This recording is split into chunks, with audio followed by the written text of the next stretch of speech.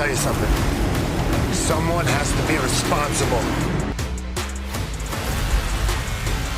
So I will be responsible.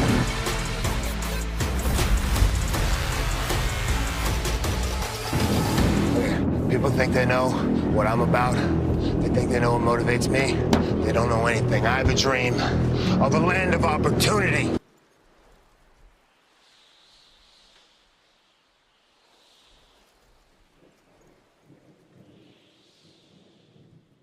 Wrestling gave me everything I have in the world. I want that for other people.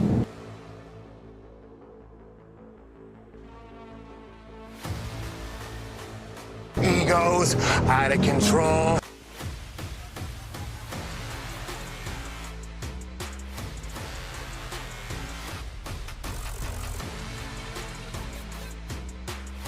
I will burn down the forest to plant a new one.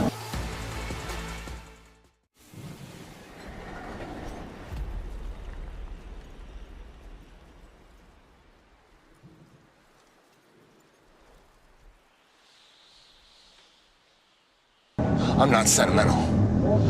I will do what has to be done. We will do what has to be done. We can see a better future, and we will make it happen.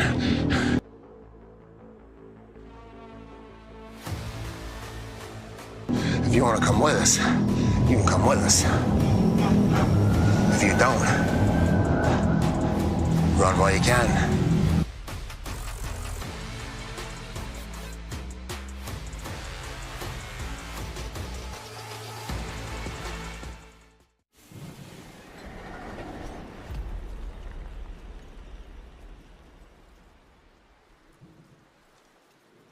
What is the new paradigm? It's very simple.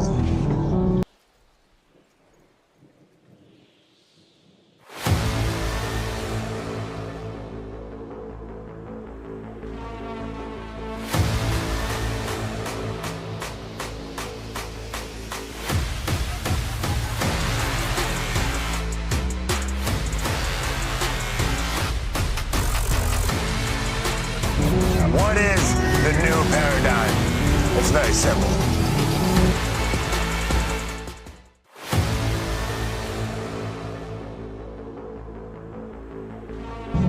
Get out of the way!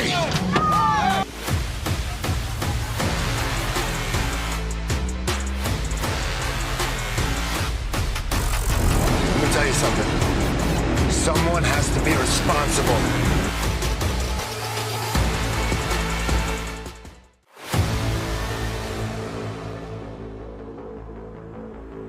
Let me tell you something. Someone has to be responsible. So I will be responsible.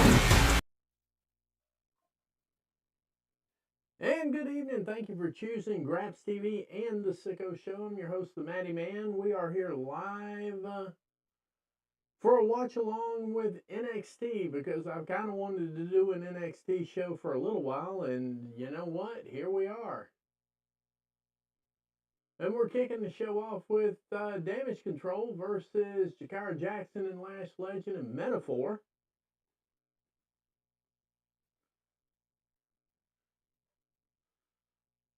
I gotta say something. The graphics that they're using for NXT now are definitely... CW's definitely spent $1 or $2 on this show, and it shows. That's for sure. Let's see here. They're recapping from past weeks right now. Showing off Lash Legend.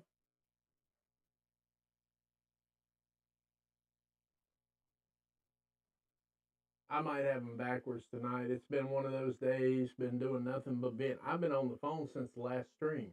I haven't even taken a break yet.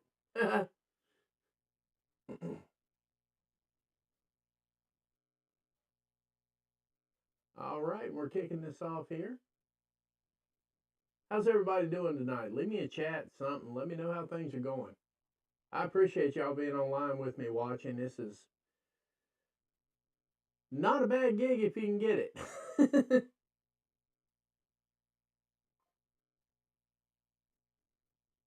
See here.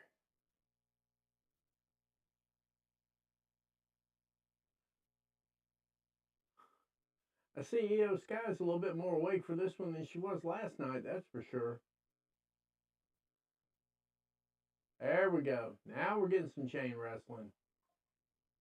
There we go. Boy, Io showed up and clocked in ready to work tonight, that's for sure. Let's see what we got here.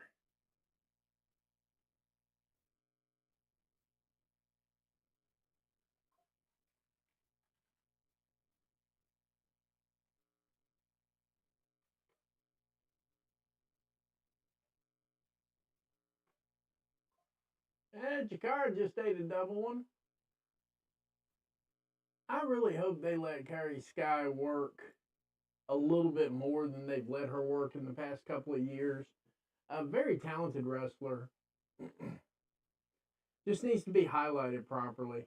That's all there is to it. Maybe this is going to do her some good tonight. Well, thank you, lady. I see you over there. Oh.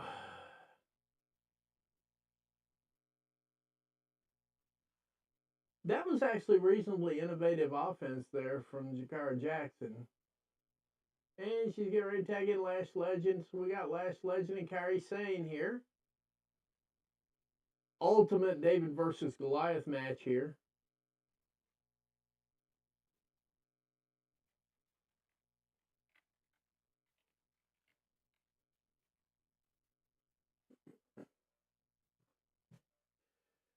Just a reminder, I think we're going to be doing the stream on time this Saturday. I'm not sure yet. I've just got to figure a few other things out. So far, so good. Had a great conversation with the guys at Freshen Up Energy and Cosmic Snacks tonight. We're going to have a final press conference ready for that one Monday or Tuesday. I don't know where they want to do it. I'll show up wherever they tell me to go. Doesn't matter. I just appreciate the support. Thank you guys for being in here with me. That is kind of innovative if you understand the ring structure really well.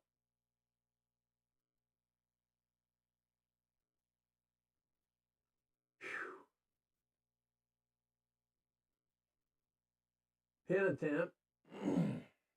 Kairi Sane kicks out.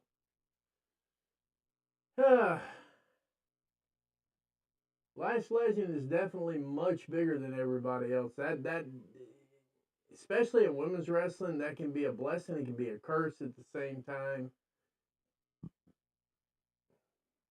No, this ain't working. There you go. There you go. Got her down to a knee. This could be it right here. This could be a quick starter right here. Now, I will say this. I've heard a lot about Lash Legend, and this is my first live look in probably a couple of months to see how she works in the ring. Okay, I see what they're talking about. I see what a lot of them are talking about. I'm not 100% sure on the setup of the ring, but it's feeling like to me like we might have a couple of issues tonight. Might be a couple of botches. And I would blame that on ring setup. I definitely would. I mean, it really depends on it. I rarely, if ever, blame the performer because after you've been doing this for longer than 2 or 3 years, a lot of this stuff is just motor memory. Everything on it's motor memory. Everything they do is motor memory. So, I mean, granted, people are going to make mistakes. We're human.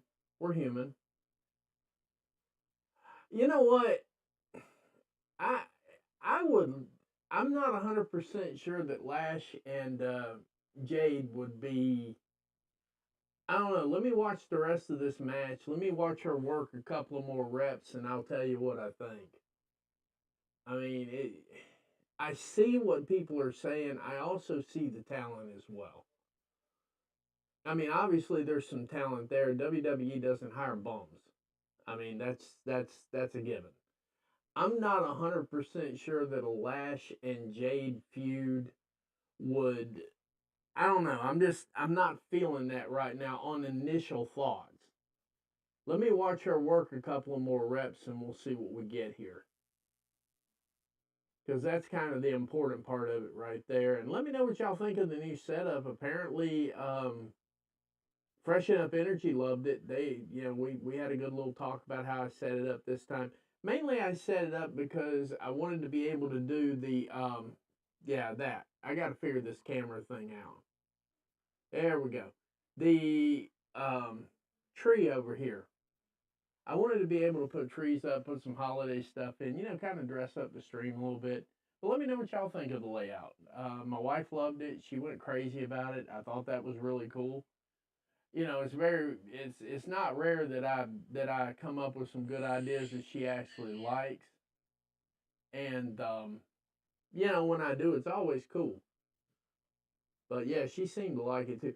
I don't know. I'm thinking about it. I'm running that through my mind, lady. I am trying to visualize Lash Legend and Jade Cargill in the ring together. I'm I'm of the belief, and this is not a very popular statement, but it's a hot take on the whole thing. I'm of the belief that Jade Cargill probably should have gone through NXT. Um, right now, they've got her designated as the hot tag, and I'm not I'm not 100% sold that she's there. I mean, they've got a tag title on her. She is picking up a couple of moves. I'm not going to completely just crap on the whole notion of it, but I do believe that if they're going to strap that kind of action on her with another developmental, that might be tricky right there. That might be tricky. I let me, like I said, let me watch a couple of more reps if they ever get off commercial here. That's the one thing about it.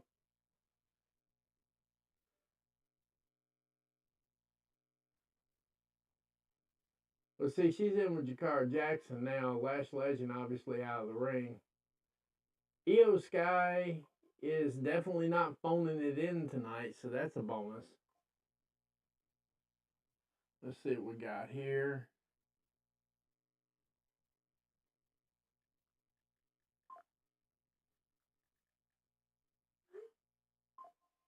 So yeah, I mean, let's. Well, we're not going to see Jakara Jackson again, or not going to see Lash Legend for a minute.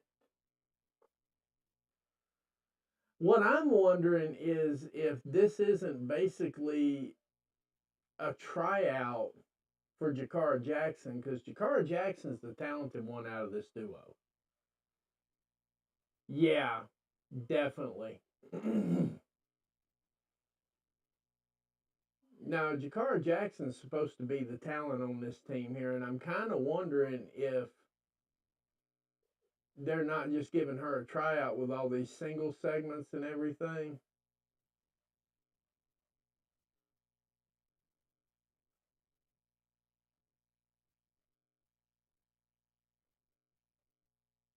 Let's see here.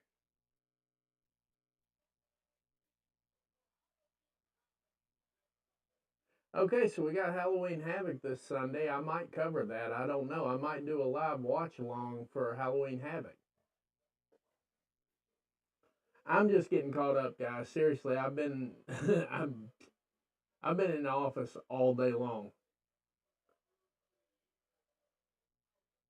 Now, I will say I would like to see right now. I think it would be a better matchup if we saw Jade Cargill and Jakar Jackson. If I had to choose between the two that I'm looking at right now, Jakar Jackson's clearly the correct one.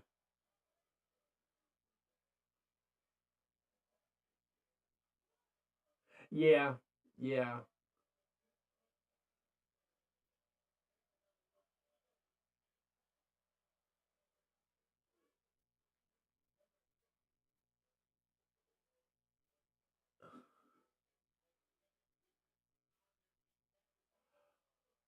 Oh, like I said, there's another botch.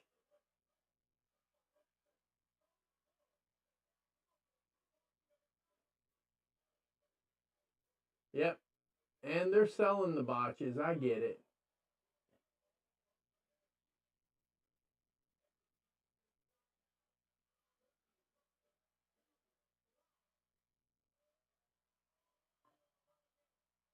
I don't know about all this. We'll figure it out. Yep. Now we'll find out. Yeah. Mm, that was a good pump kick.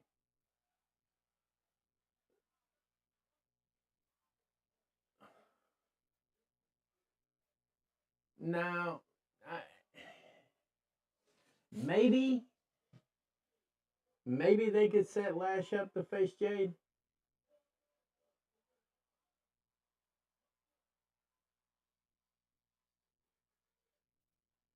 Never mind. We got to run in.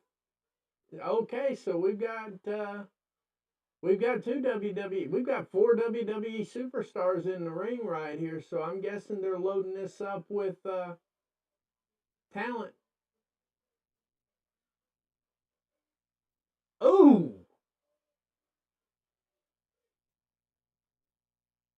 are they actually going to let Piper Niven do this on a regular basis? Because if they let Piper Niven do this on a regular basis, I'm definitely seated. If they're going to let Piper Niven work like that on a regular basis, I'm seated. I'll tell you that right now. If they let her work like this all the time, that would be a good utilization of Piper Niven. I think it would be.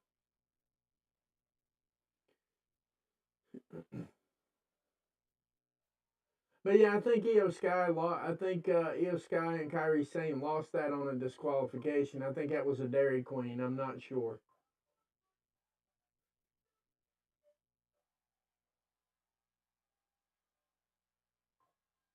And of course, we have more people driving up. Whoever made this a thing in WWE, please, for the love of all things holy, stop this.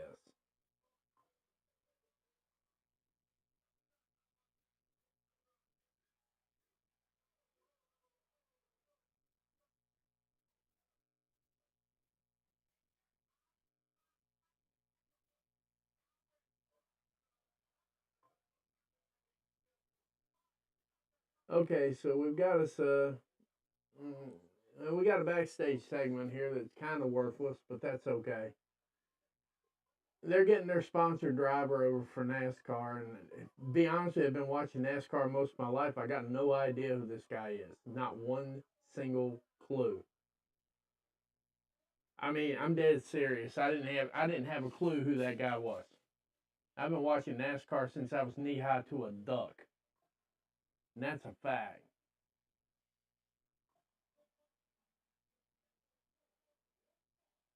One fall? At least they got rid of that. That's beautiful.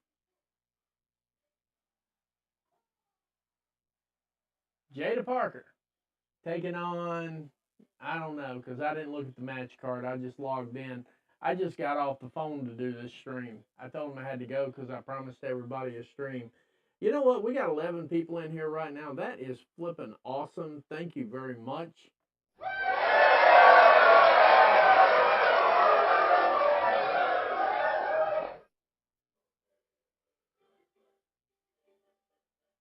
They're cranking them in so many different ways, ladies. Seriously, they're bringing them in like,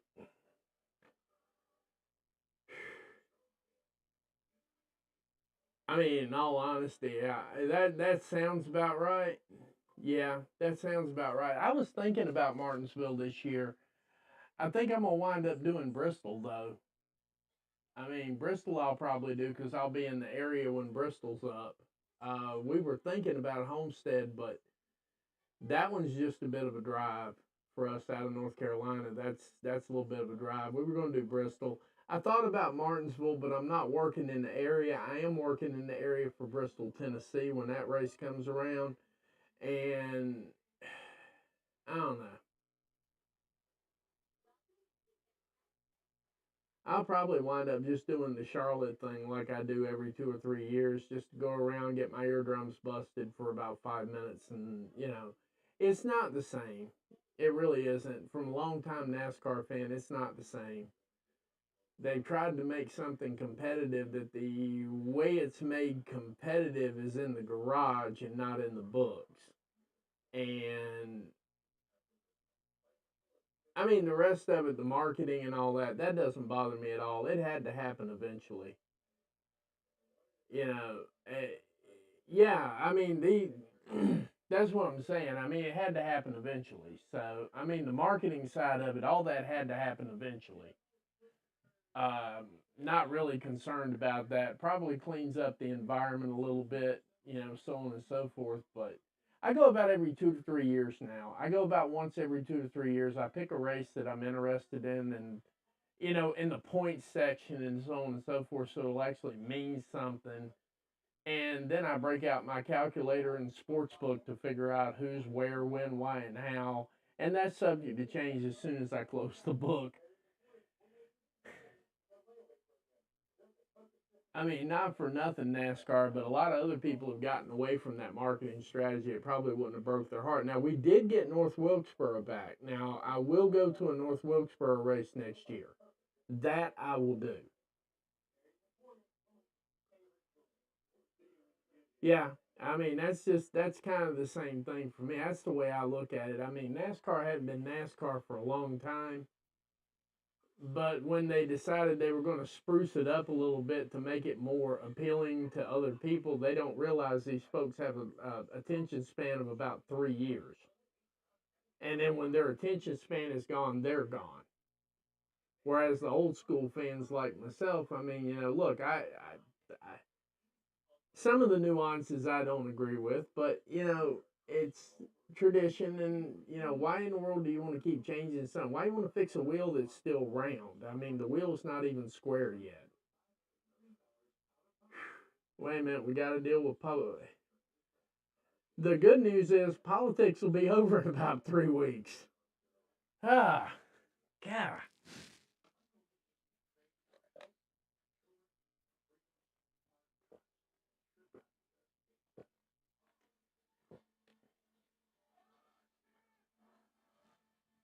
Yeah, I mean, yeah, me and my wife come by there and say, hey, she likes NASCAR.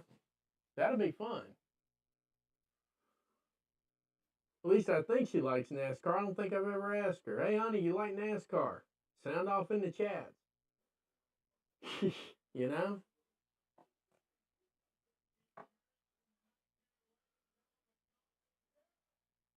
Well, while they're running commercials, I'm going to try to run this one real quick. And trust me, I know it's the wrong genre, but I need to try it anyway because it's something we're looking at. So just kind of bear with me here. 30 seconds will be good, unless they're coming back to show right now, which they are. We'll catch it on the next commercial break. No big deal.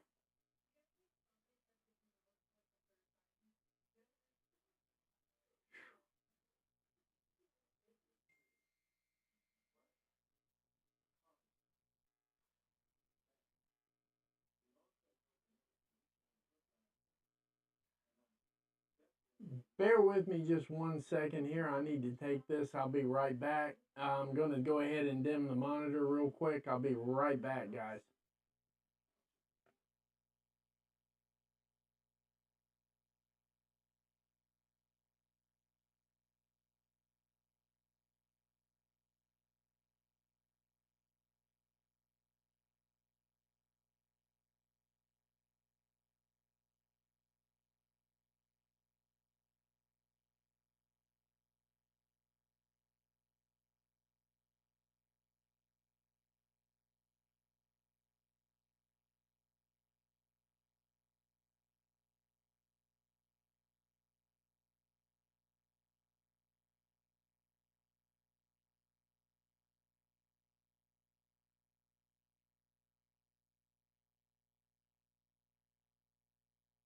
And I'm back. Sorry, I'm still kind of technically at work. I'm always at work. I'm doing something.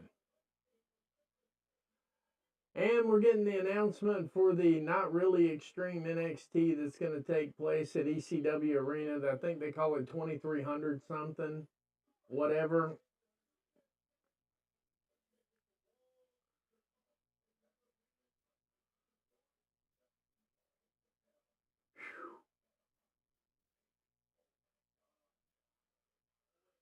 And the commentary crew's hyping up the ECW or the Extreme NXT, I guess. I don't know. I don't see it. You'll have to pardon me on this one. I don't see it.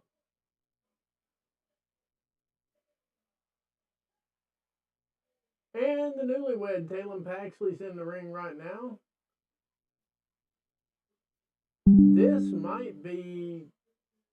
See, these are the kind of things I like about developmental matches. This should be a 5-minute match tops.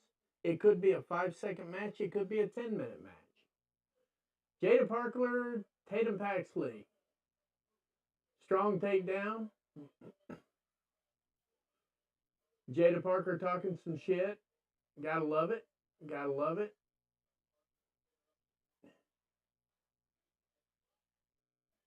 Strong takedown by Tatum Paxley. There we go.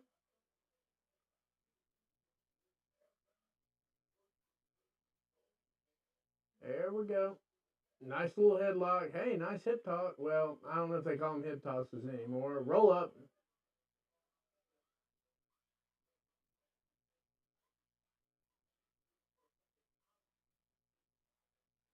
Uh-oh. Gator roll.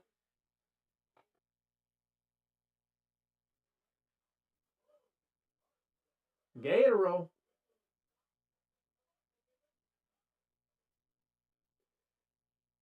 Oh.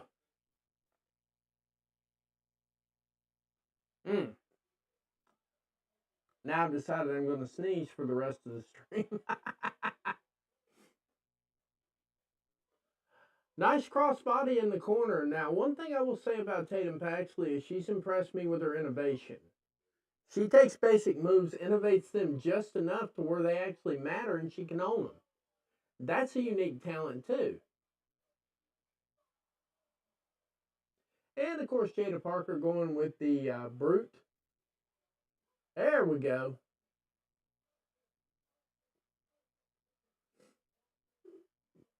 Like I said, that's what I love about these developmental matches here. They could go 5 minutes, they could go 10 minutes. You just don't know with these guys. They're not very predictable. I mean, they're predictable from the outcome. The outcome is predictable, but the actual match itself is typically not that predictable. A reverse flapjack suplex. 2 count.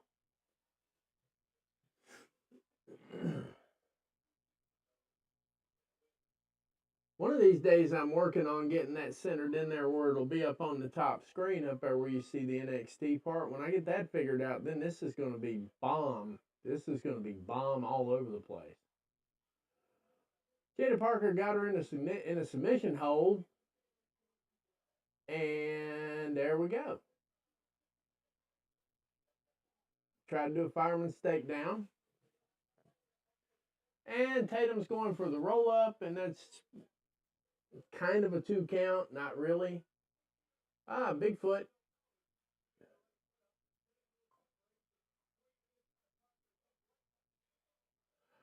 That was innovative. That was innovative. Now I've got to wonder, I mean, is she selling an injury or is she picked one up? I mean, this if I had a word of advice here, some of the selling just looks like it's selling, but it's not selling. You know what I mean? It's kind of selling, it's kind of not selling.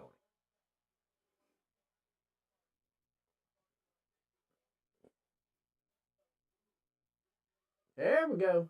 Got her up in the air. Oh! That was innovative right there. What is that, like a reverse Samoan drop? Like I had you backwards for a Samoan drop, and maybe we can call it a Paxley drop. I don't know. Oh, almost got her with the inside. Oh, missed Enziguri.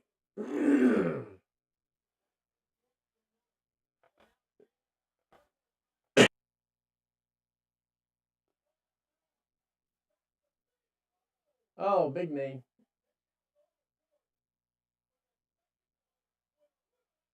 A little extra oomph on that one. Easy pin. Like I said, some of these could go 5 minutes, they go 10 minutes. Could be a squash. I will say I think Jada Parker's ready for the main stage. I really do. I think she's been there long enough. There's a lot going on there, and I think she could fit right in. The problem is they got to find a place for her to. They got to work her in somewhere. They just don't have enough people anymore. Wendy Chu out there.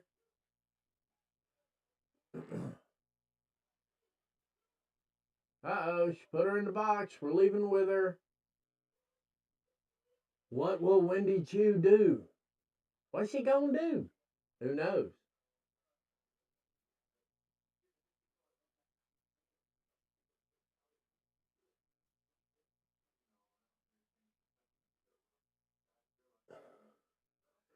Charlie Dempsey with that goofy handlebar stash going on without the handlebars. Because boys gonna be boys. Pause. See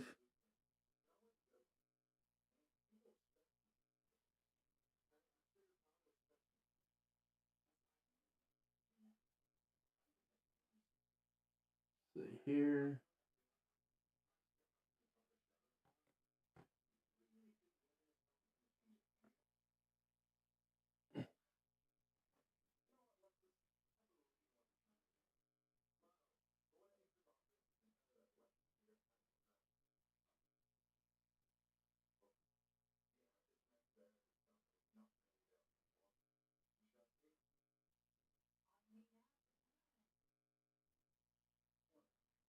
Yep, all you need is a corner man, like, for what that's worth. Okay.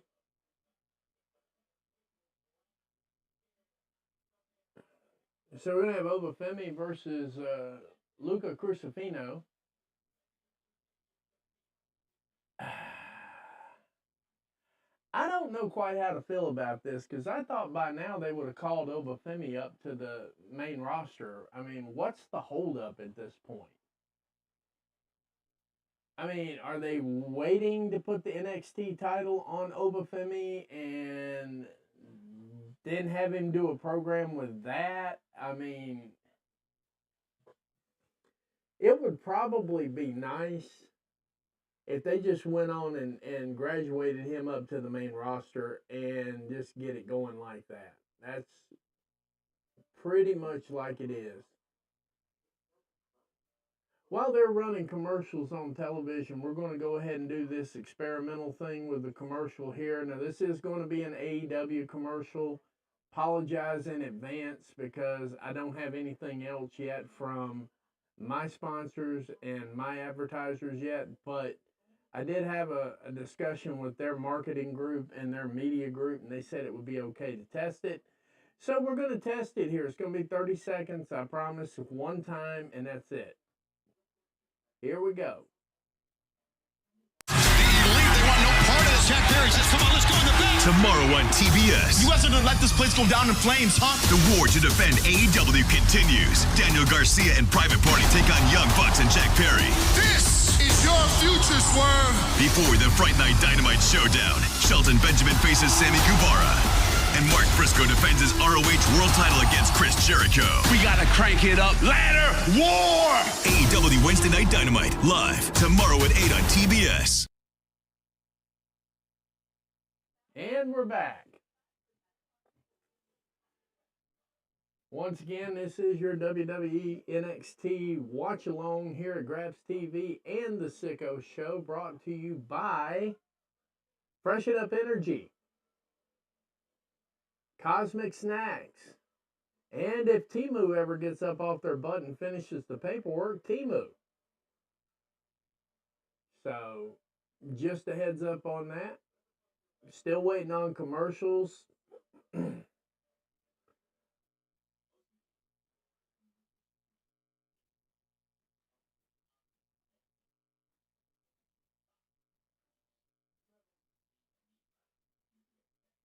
If you have OCD and need help, talk to Howie Mandel.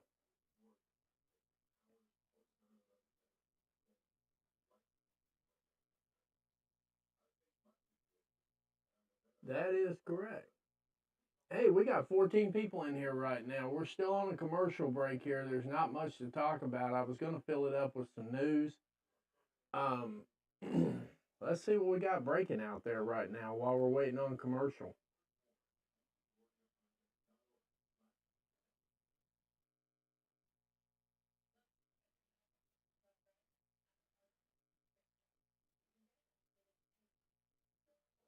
Let's see here. Well, Twitter definitely got the whole Tatum Paxley in a box thing going on. I've noticed that. Let's see, what is this? Oh, I'm doing one. Sorry. Let's see what we got here.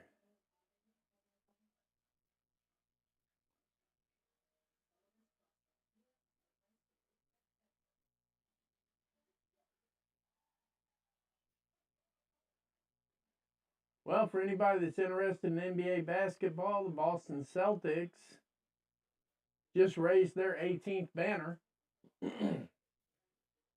And, of course, now we've got a commercial for the race, I think, at Homestead. Looks like Homestead.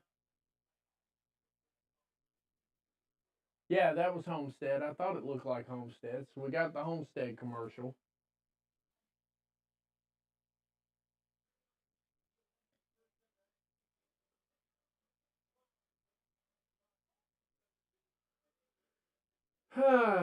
Seth Rollins is going to be on Inside the NFL tomorrow night.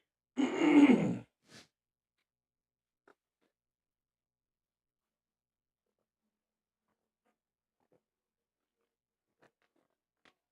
we got some more backstage with Cedric Alexander, Javon Evans, and Nathan Frazier and Axiom.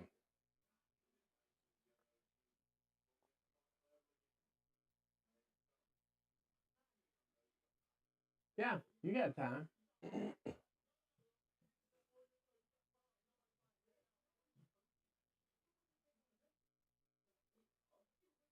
Yes, you will win the big one eventually.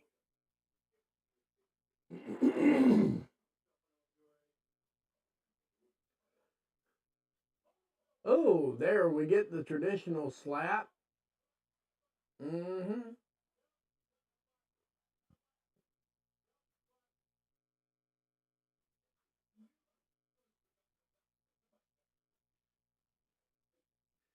And now Wesley's trying to turn Javon Evans. I still got a question who came up with that idea of he bouncy. That's just no, that's not cool either.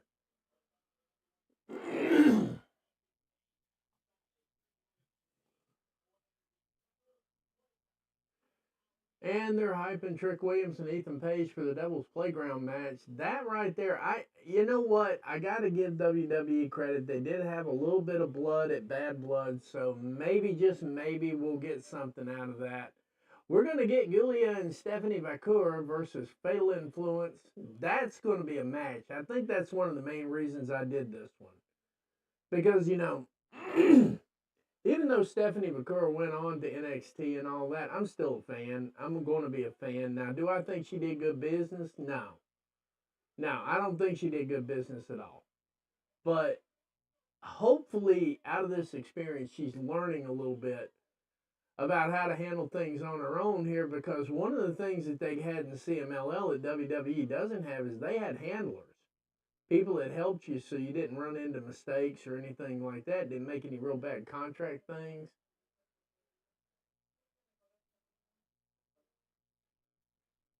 You know,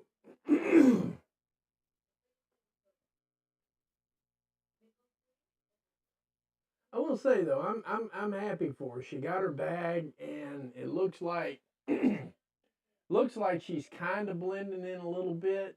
But I think the fact that they're keeping her and Giulia together tells me that they maybe, just maybe, we're going to get some full contact wrestling with the women here.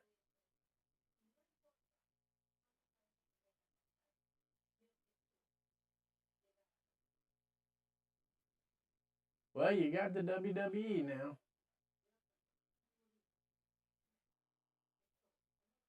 There we go.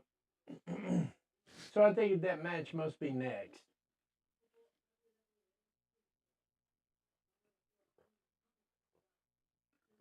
Let's see what we got here.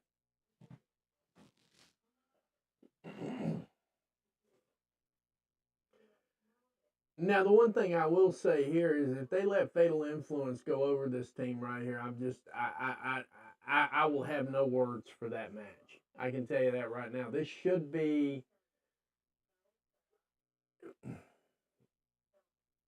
if it, at their speed versus NXT speed, this should be a very quick one and done match. They should be in, out, and gone inside of 3 minutes. Now, because they are in NXT, may go 5 to 10 minutes, but trust me, there's not a woman in the building that can hang with them. Oh no, we've got an injury.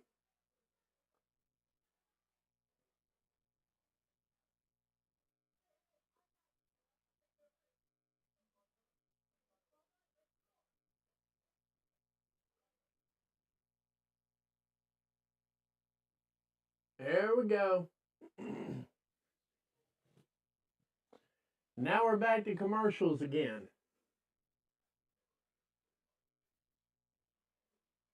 Now we're getting the WrestleMania in Las Vegas commercial. Show of hands of anybody who's actually wanting to go to WrestleMania in Las Vegas.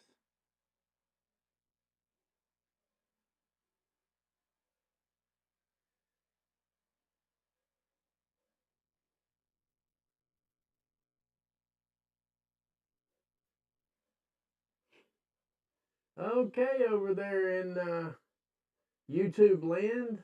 Sorry to hear about that.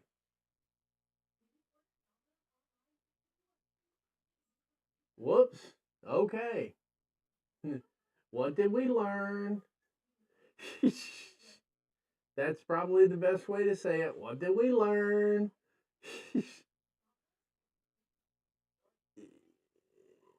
Okay, anyway, I'm leaving that one alone with a 10-foot pole. My YouTube commenter is wilding over there. Okay.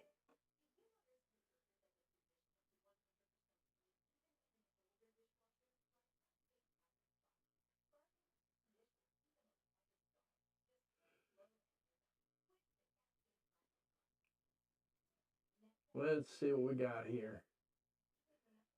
Doo-doo. Hey, we got 15 viewers online. Thank you.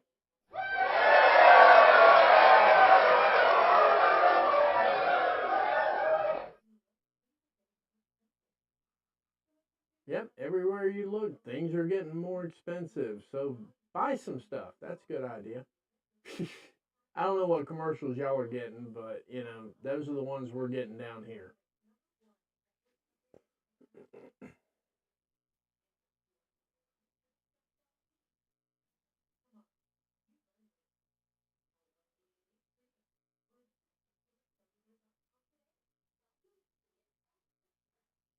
All right, we're going to take about a 20-second break here, and we'll be right back. I'm going to mute the monitor and everything else, and I'll be right back here right after this commercial.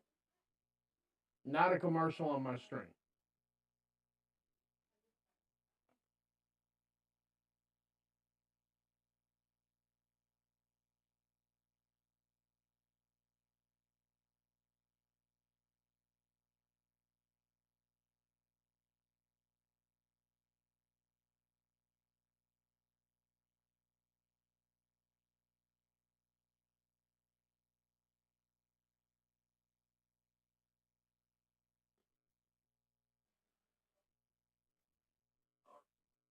And I think we're back. CW should be the commercial network. Good God almighty. They've got like 15 commercials so far. At least on my end. I don't know what you're getting on your end, but that's what I'm getting so far.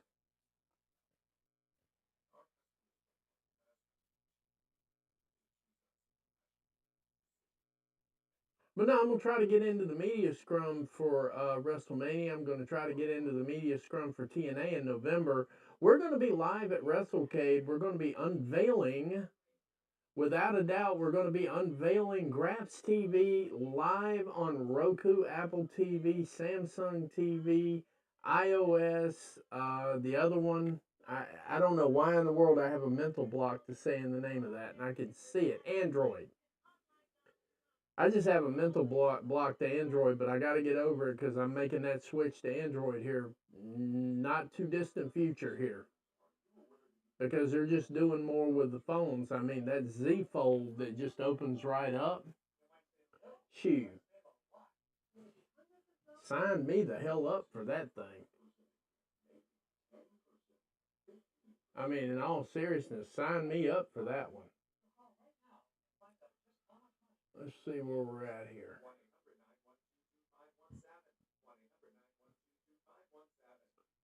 Hopefully now we're going, nope, we're going to another commercial. CW stands for commercial watching, I can tell right now.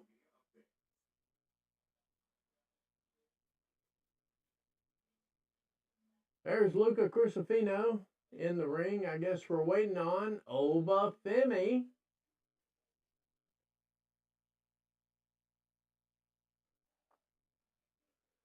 All right, now here's a interesting dichotomy here. Now this is where I'm wondering how long this match is going to go. WWE has a style. Now for those people who watch the ratings and so on and so forth, WWE has this down to a science. Now the question is, where are we going to be at in approximately 8 minutes? Because that's what matters.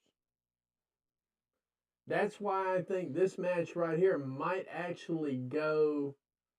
This match here might actually go 20 minutes. I'll be at WrestleCade for sure. I'll have a booth down there. Pushing the channel, pushing a lot of other things. We may have some other stuff going on.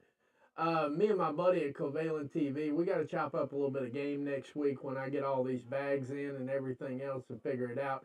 We may have a few things going there, but it's going to be put together. It's going to be put together well. I'm not sure yet whether he still wants to do that or not. If he doesn't, I'm just going to showcase the channel. But if he does, then we're going to have some exciting stuff there. We really are. I mean, if we do it right. You know, if I do it right. But definitely, definitely you'll see the channel highlighted there. Might be giving away a couple of Apple TVs for that. Haven't decided yet. We're going through that. I might be giving away some Roku stuff, some Apple TVs. And I'm more than likely going to be giving away about 20 subscriptions just to get it started. I'm going to give away like 21-year subscriptions to the product. There's going to be a lot going on there. Oba is still, even big man to big man, he's very impressive. Like I said before the commercial break of 5,000 commercials, I can't for the life of me understand why he's not been called up to the main roster yet, because he's definitely big enough. I don't know if it's promo skills or, I don't know, maybe they feel like they need to keep him down there to keep the men's division shored up pretty well. Men's division's kind of weak in NXT when I'm looking at it. The women's division's about where it needs to be. I think once they get, what's-her-face from Australia in here, I think those three women right there could hold the division down long enough. Now, I've heard that Giulia might be going straight to the main roster, and that would be a mistake at this point because, I mean, she needs a Stephanie McCool or a Delta. Delta was the name I was trying to think of it. She needs a Stephanie McCool or a Delta to work with. She needs somebody off the indies. This WWE style is they've already tried to cut her moveset down and it didn't work out really well. They let Stephanie kind of freestyle it, so I'm guessing that they're going to let her work as best she can with the other performers. But at the same time, I'm thinking that they need to keep all three of them in NXT because, quite frankly, they're the only ones they can work with.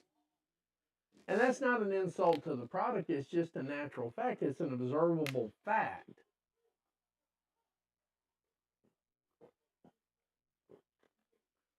And all three of them women still got a switch y'all ain't seen yet. At least not on NXT. I'll tell you that right now. They got a switch y'all ain't seen yet.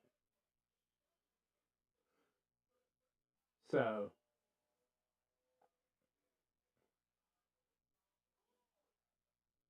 yeah, this is looking like this one's going to go the distance here. Ooh, that was innovative. Both moves were actually innovative. It's things you don't think about doing when you're working a match like that.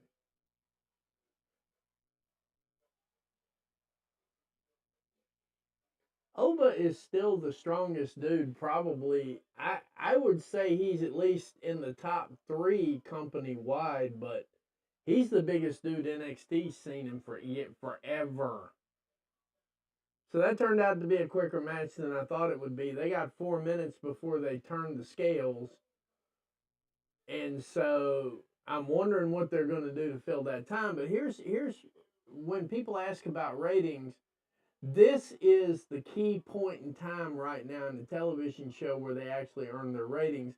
Top of the hour, bottom of the hour connection right here, which is getting ready to happen in approximately 4 minutes. It goes from 55 to 05. So the kind of action that they put through right now is what's going to really determine their ratings. They got the opening bell ratings like at the top of the hour. Then they've got the cumulative ratings right now, and then they've got the closing ratings. Oh, Oba's getting a table. I guess tables are going to get broken on a regular basis in WWE now.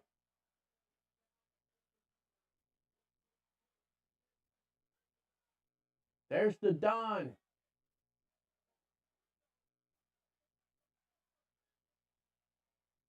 And the Don's getting messed up over here in the corner. Uh-oh, we got the toolbox. We got tools.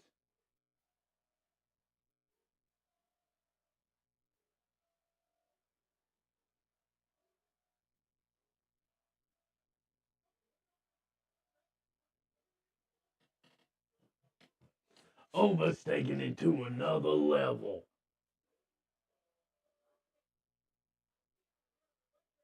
And Booker T's gonna do a spin-a-rooney while he's talking. Oh my goodness. How y'all get through this on a regular basis is beyond me. I mean, don't get me wrong, this particular segment of action is pretty damn good. He's going through the table.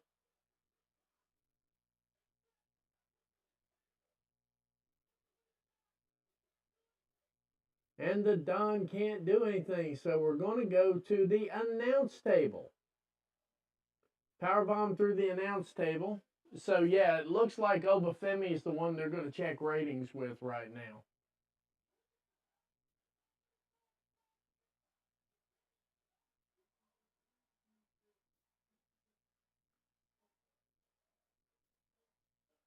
All right, let's see what level of violence they're going to come up with here in the next minute or so. Looks like it's going to be a powerbomb through the ladder. That is correct.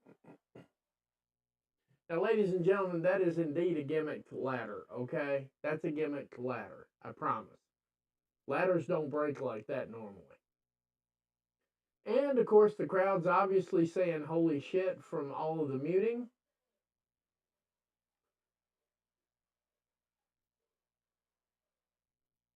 And we're back to a commercial again. Wow. Oh, hang on. We've got a release. We've got a new, we've got an introduction. This looks like Delta. Could be. Looks like Delta for Halloween Havoc. Yeah, it's Delta for Halloween Havoc.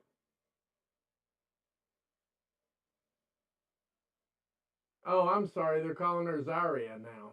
So it's not Delta anymore. It's Zarya. Zarya. There was nothing wrong with Delta, by the way. Not a damn thing.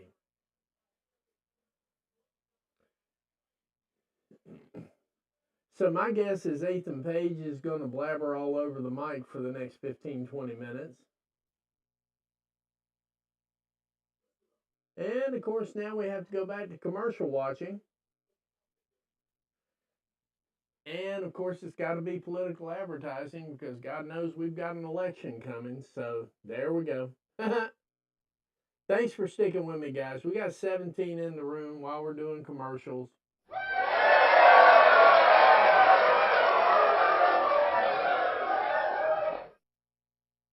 Gonna pause it here for a second. While we're on commercials. I'm gonna go grab some news. I'll be right back.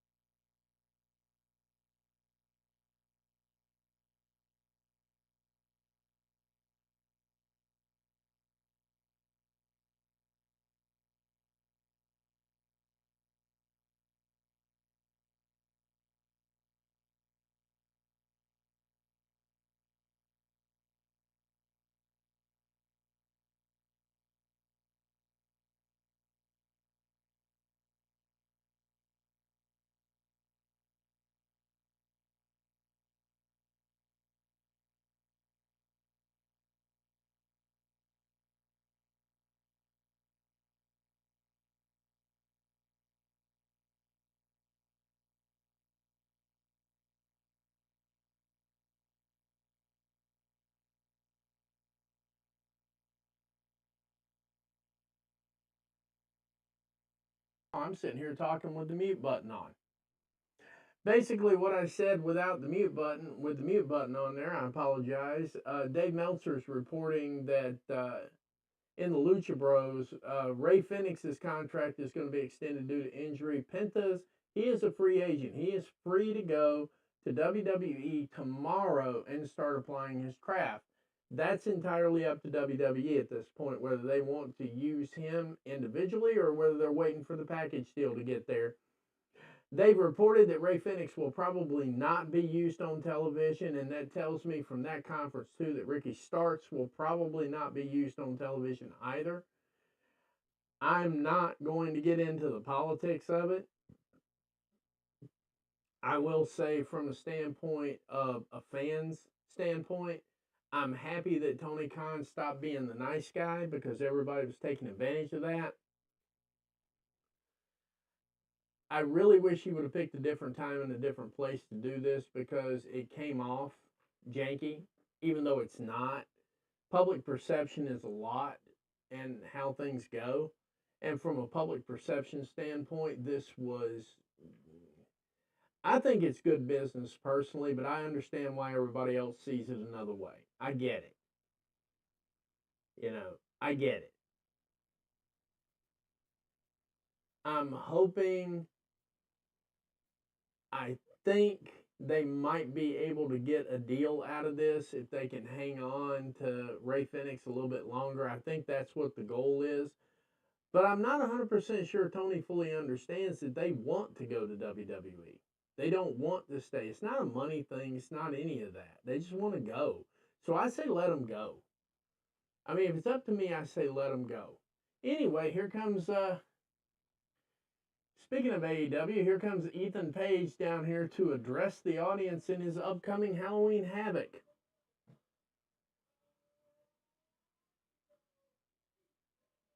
Well, I mean,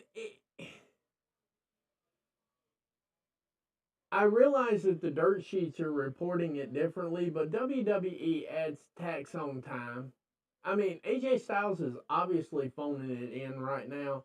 A lot of people think he's doing this smug thing right here. I've seen AJ Styles since his first match. He's phoning it in right now.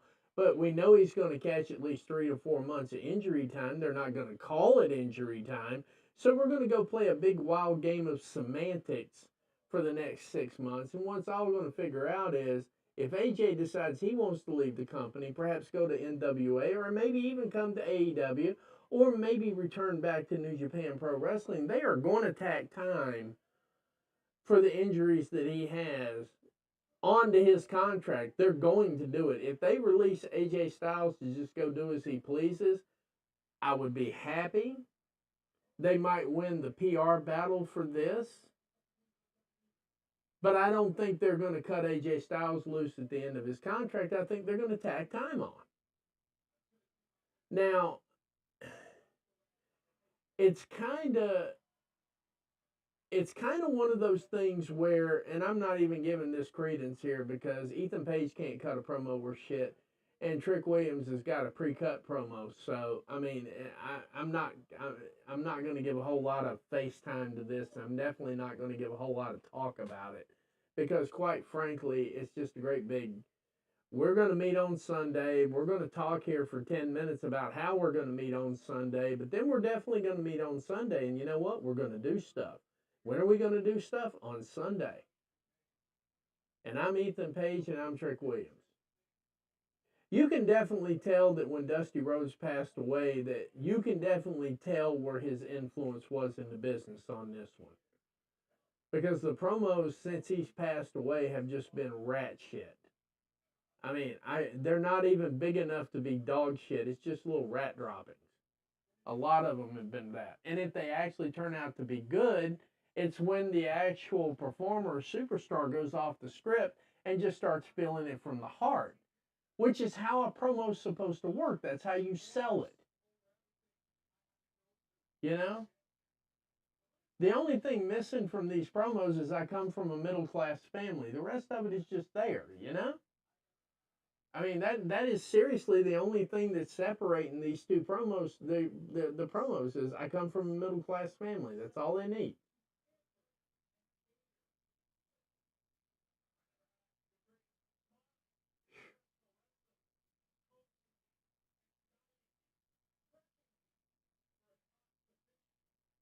I agree with that. And also their talent agent. A lot of these people have talent agents now, especially in the last 3 or 4 years. If your talent agent drops the ball, that's on you, kid. Hire somebody else, you know? I totally agree with you on that, lady. I really do.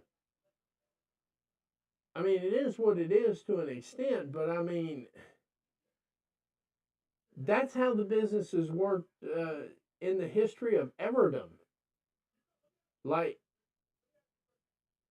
there was a lot of jumping back in the late 70s, early 80s. People jumped territory to territory, promotion to promotion.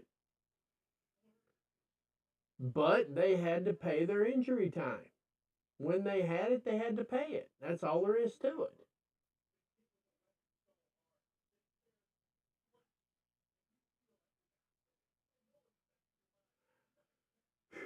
I wonder how hard Ethan Page had to work on memorizing this promo because this is not original work of his own.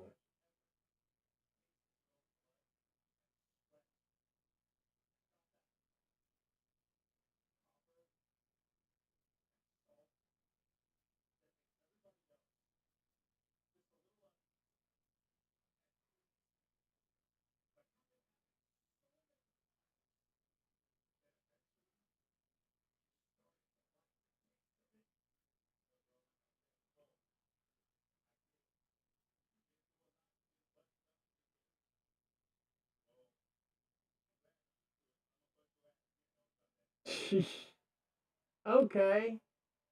Okay. So Trick is getting it. I stand corrected. Trick is getting it.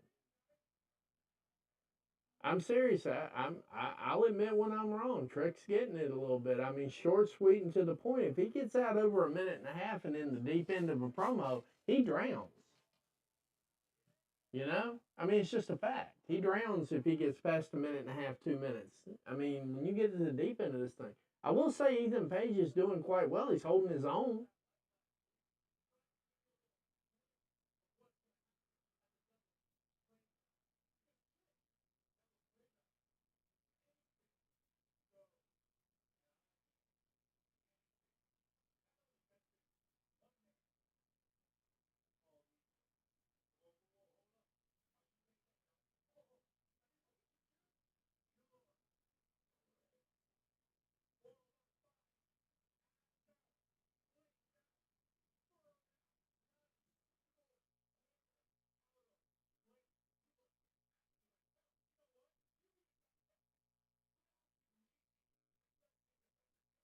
No, he don't.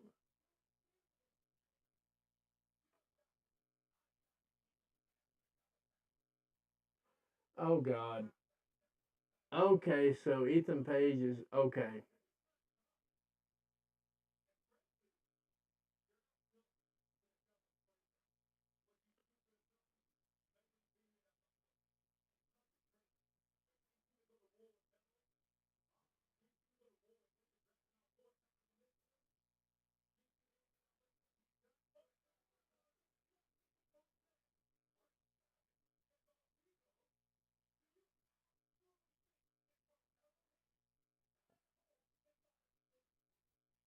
No, we don't think Carmelo Hayes sat at home and thought about anything. No. The only thing he thought about was how he was going to spend his money. I stand on that.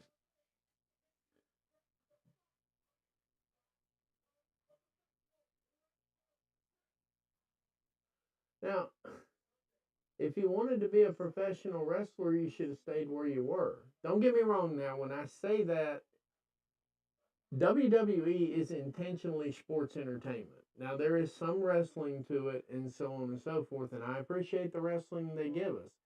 But the last letter of the company is entertainment, and they live on that street. So we get a lot of talking, a lot of promos, a lot of this, a lot of that, a lot of the other. And I'm guessing that some WWE fans may just have a short memory cycle like they're planning to. You know, and that's fine and dandy too, to each his own, but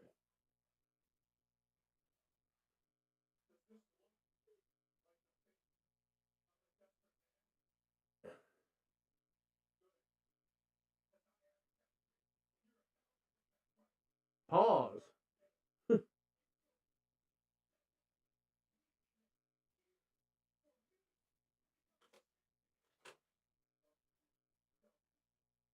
That was your own damn fault, sir.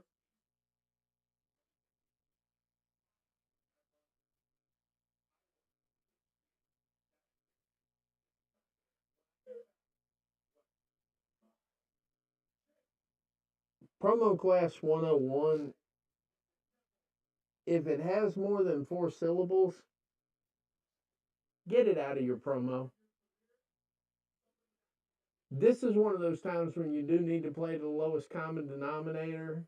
And you see how quiet this building is right now? They're quiet because they're trying to process half of what Ethan Page just said. And by process it, I mean half of them are probably scrolling through the phone, through the dictionary on their phone to look up 5 or 6 of the words. I'm serious. If you're doing a promo, especially when you're in a small arena, like right now they've got 200 people in their max. Keep it simple, direct, and to the point. Like Trick, I mean, he took everything that Ethan Page said, rolled it all up in a nice, neat little bow, and he says, yeah, I know about violence. That's why I'm going to kick your ass on Sunday. That's the promo. Now, see, I was completely, well, I don't think I'm wrong about Trick because a blind squirrel finds a nut every once in a while. But the reality of it is, that was how you shoot a promo. The problem is it didn't carry enough time. So we'll see if Trick Williams and Ethan Page Google Babble is going to carry at the middle part of the hour. Now, see, this is how, when I look at ratings, this is where I look at it for ratings. I look at the top of the hour, bottom of the hour, bottom of the final hour, where you're at with your main event. How many people have you kept in the viewership? How many people are still watching your shit 3 minutes after it's supposed to be off? That's the big question. That's what I'm looking for. You get the ratings, that's great, because you got people that will hang around. How many people stay to watch it? How many people stay to watch it as opposed to how many people get up and go to the bathroom or channel surf? And so we're coming up here. We got Sol Ruka. Sol Ruka is just going to succeed in spite of. It doesn't matter. She is undeniable. Now, if anybody happens to correspond with her, just tell her I said that. I say it all the time. Sol Ruka is undeniable. She's going to be good in spite of creative. And it looks like she's keeping herself natural, which is really good. Nothing wrong with that. Nothing wrong with that. That's why I can't distinguish WWE from an entertainment center. And here we go. We're talking about the extreme stop again for wrestling.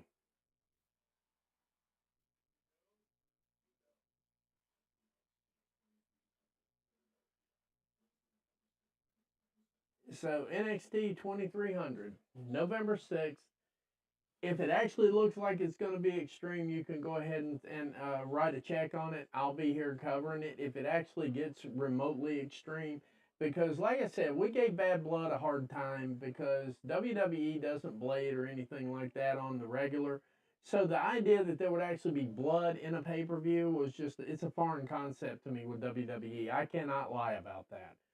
So I'm going to give Halloween Havoc a shot, and I'm going to give this a shot, and I'm going to see where they're at with it, just like I gave MLP a shot.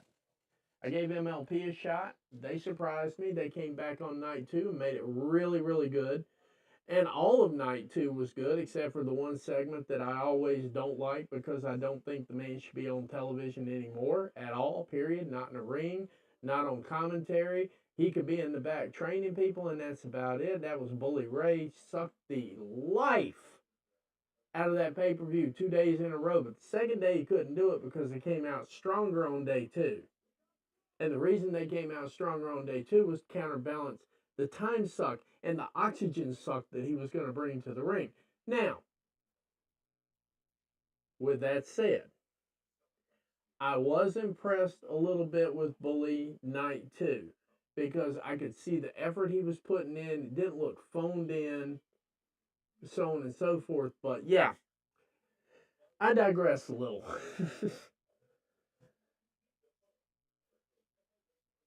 Reality is, getting back to the promos, like I said, somebody from Facebook challenged me to review a show from 1996.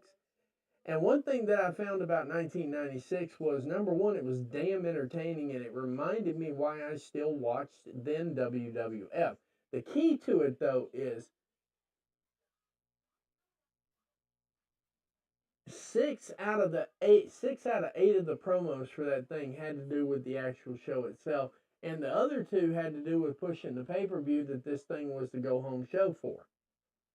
So 2 ads pushing the pay-per-view, 6 ads pushing stuff that they actually do.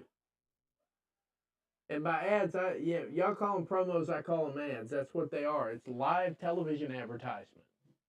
That's what a promo is. It's live television advertising. And a couple of the promos ran long, but that was your top stars. The rest of the promos were 1 to 2 minutes. They had roughly 45 minutes worth of wrestling in a 1 hour show. Like, it was really wrestling heavy.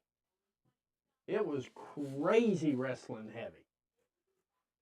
But it was a joy to review because the promos were short, sweet, and to the point. You could tell the promos had been well executed, they'd been well put together, and that the superstars had actually taken their time to learn the material. And once you get that far with it, we're great.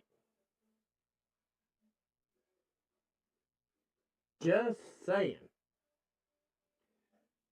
But these 15, 20-minute promos here, I call them advertisements, these 15, 20-minute advertisements about a match that's only going to be 15 to 20 minutes long, you should have 1 minute of promo for every 5 minutes of match minutes you've been given. Now, oh, she can be fighting Carmen Petrovich, who looks like she got a chip on her shoulder about being a lover scorned. Apparently, there's some people who don't like Carmen Petrovich. Who they are, I don't know. They'd be idiots. Because I always felt like Carmen Petrovich is 3/4 of a total package. She gets some mic skills to go with everything else. And by mic skills, I mean pointed mic skills. She can work a mic. But she's still got to define her character on that mic. So if she gets to the point of where she's working the mic from that standpoint, same thing with Sol Ruca. Sol Ruca is a phenomenal athlete. Both of these women, this is going to be an entertaining match. This is seriously going to be an entertaining match. But both these ladies need to get some promo classes in. And like I said earlier, you can definitely tell that Dusty Rhodes is no longer with us.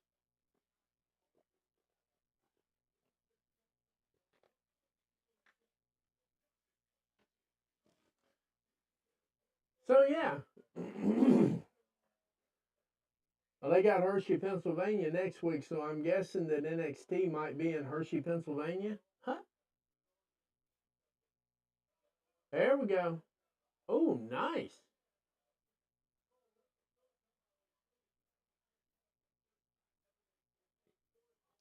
Nice headlock. A little early in the match to be resting, but okay. At least that's my take on it. It's a little early in the match for rest moves, but, you know, we're good with that.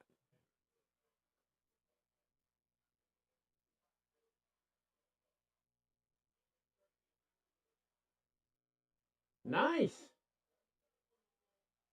See, that's nice. I like this stuff. Now, the average WWE drone would be talking about flippy shit. I like the flippy shit. I really do.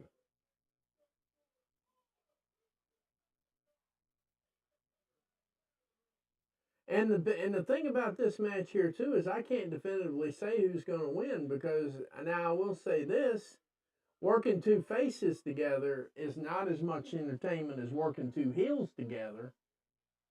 But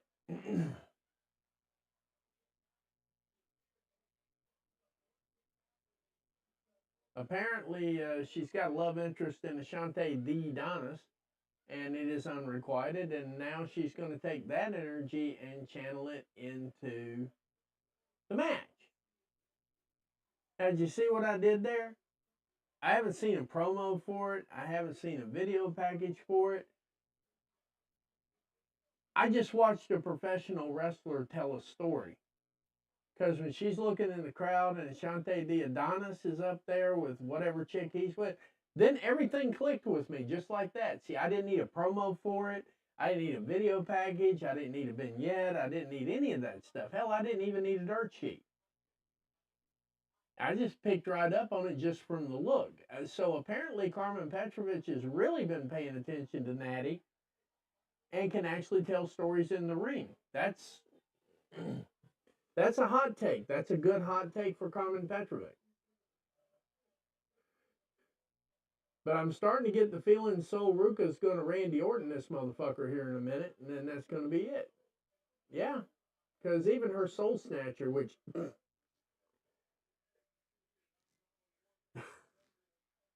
Pause. Walk with me, guys. For all the ladies that are sitting there going, what in the world is he getting so flustered about? Walk with me on this one, guys. Tell the ladies what the Soul Snatcher is. That was innovative.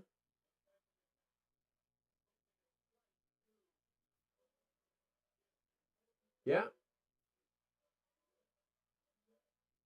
There you go. Now, see, I'm not even listening. I'm not even listening to commentary here. Oh, Soul Snatcher.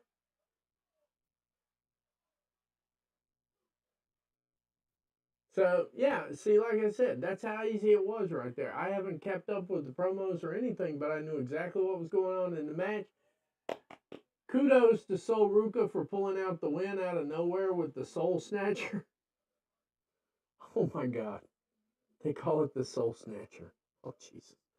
Um, But shout out to Carmen Petrovich for actually being able to tell stories in the ring. That's remarkable right there. That is something I'll be tweeting on later. Not that a lot of people care, but that's a very important thing. You should care, but you know it is.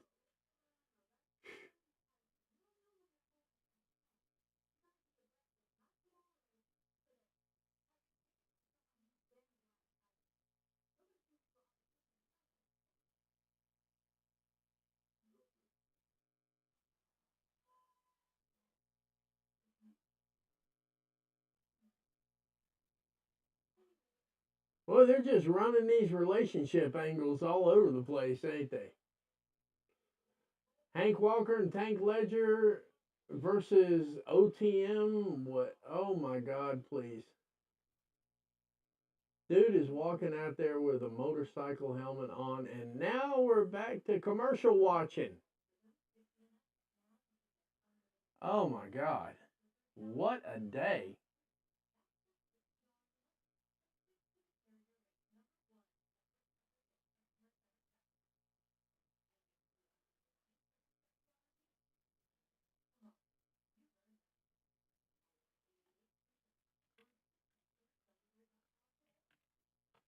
Give me just a minute here, guys.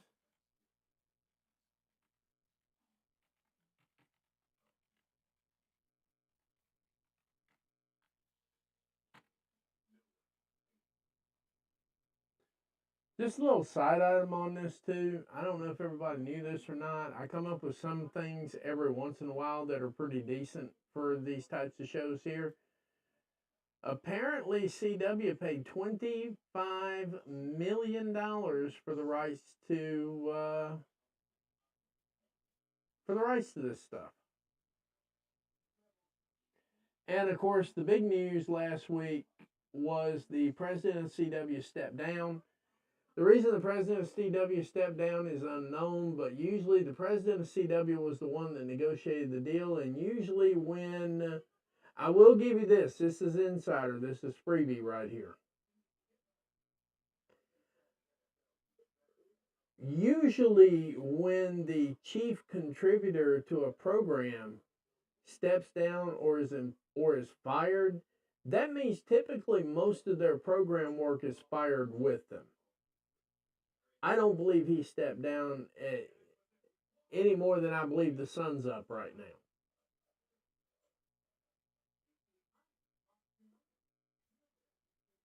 But I do know that if these numbers are hovering around 500,000, I'm just going to be honest with you.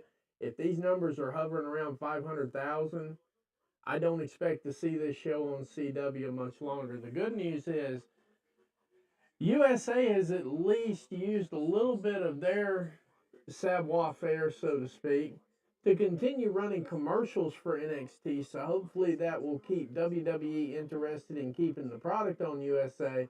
Then they just got to figure out what to do with their Mondays.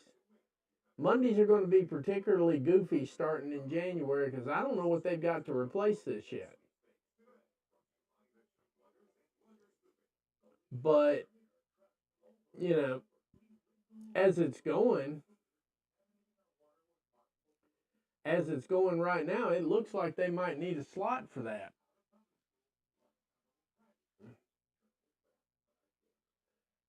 I don't pretend to know everything about everything, but this one thing I'm 100% sure of, following up on a comment that I see right now, one thing I'm 100% sure of right now, if this show hits 550, it's gone. because then that means it'll be pulling less numbers than it did on cable, which means they are legitimately losing viewers. And CW is already hemorrhaging money. They spent $25 million they did not have, which is the chief reason probably why the president stepped down. He's the one that made the deal. He spent money they didn't have. They're having to pull it together from other sources just to get this show, and they're going to have it for, looks like it's going to be for 3 years if they stay that long and don't get canceled. You know, looks like it's going to be 3 years, but if in all seriousness, if this show hits 500K or 550K next week, when you see the numbers on this, that's going to matter. Because you got to understand, coming away from USA, they were averaging 630 a week. And they had a good spike for the first couple of shows because it was just hyped up, full of WWE announced superstars. And the whole 9 yards, they haven't had that. Now, we started off with 4, and that's been about it since then. And we got Hank and Tank and the NASCAR driver, you know.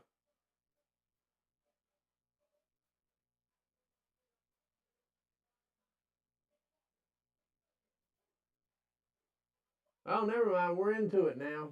Here's the action. Oh, big boot. I have a feeling Hank and Tank are going to win this match. I don't know. It's just from the early going, the outset, and everything like that. Looks like this is a Hank and Tank thing.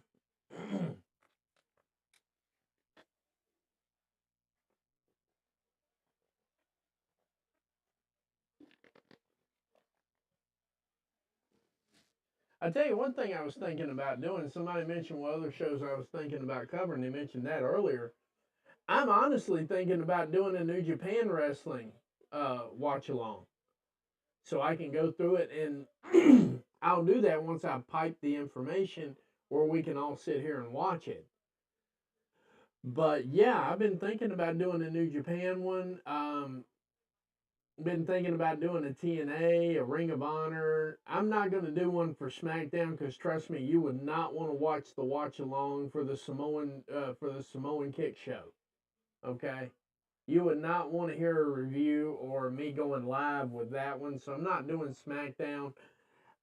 Maybe Raw get it together and I'll feel better doing one with them. They were just a little discombobulated yesterday, and not a lot of it made sense. That and just go ahead and give them the match already so we can get our show back between Seth Rollins and Bronson Reed. It was like, just go ahead and give them their match so we can have our show back, because it felt like the show was being hijacked. And I wouldn't be surprised if that was a shoot and not a work.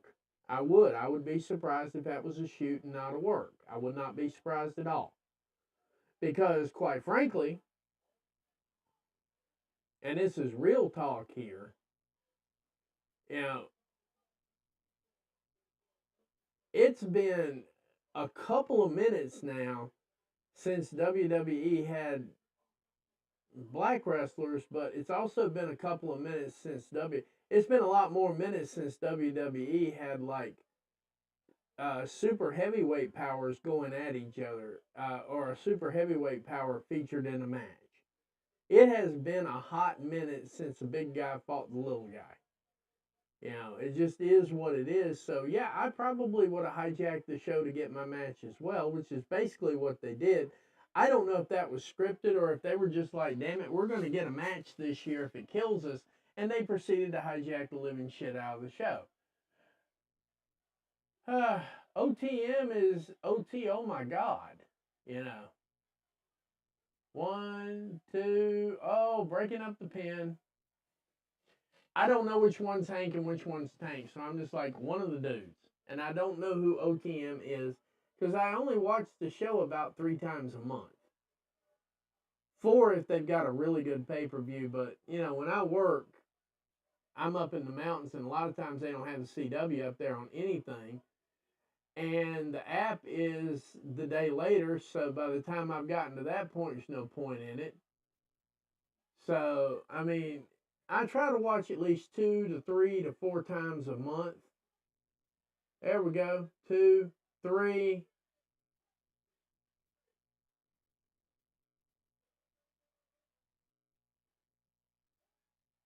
Yeah, I figured it'd be Hank and Tank. They had the NASCAR driver with them the whole 9 yards. Hank and Tank pick up the victory while I'm sitting here babbling like a schoolgirl.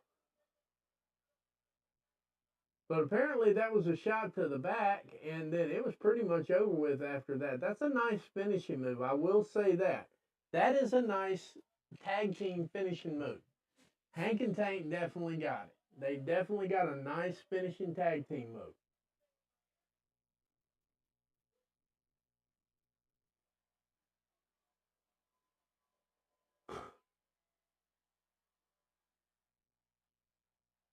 And of course, we're going to have the Lola Vice dance because we can't have NXT without that ass sparrowing around there.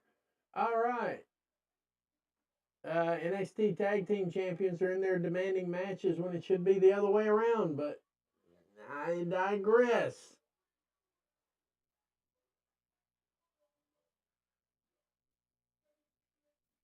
Then we'll see them next week. Okay.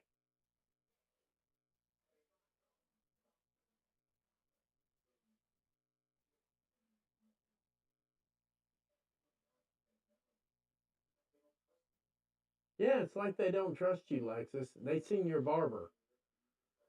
I mean, my God, son, whoever did that to your face needs to be shot. Whoever came up with that idea right there, they just need to be drug out back, thrown in a dumpster, and the dumpster shoved down the street. I don't know. This metrosexual look he's got going on just ain't making it for me. That's all there is to it. Hey, Catherine, I see you subscribed. Goodness gracious alive. Thank you, Catherine. Starting to pick up some subscribers that watch the show. Thank you.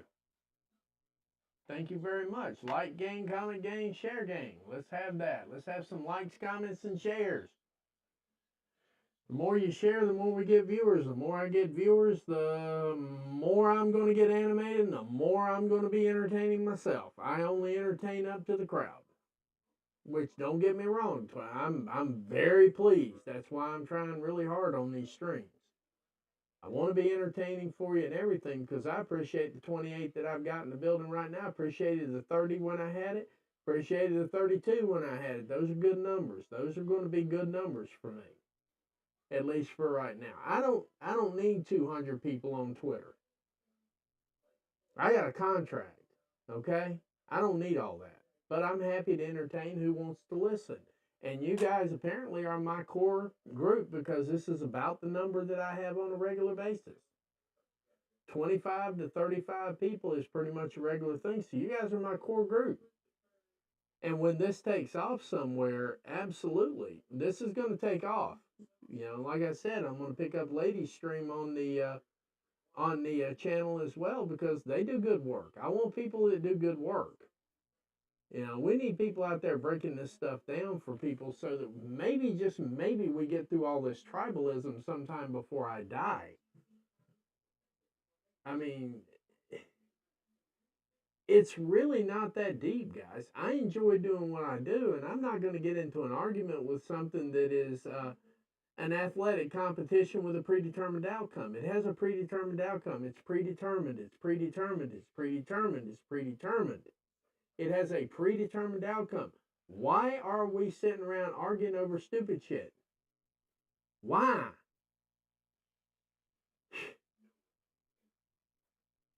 This and a couple of other things are the only things in the world that I see people arguing about, even when they know it's a predetermined finish.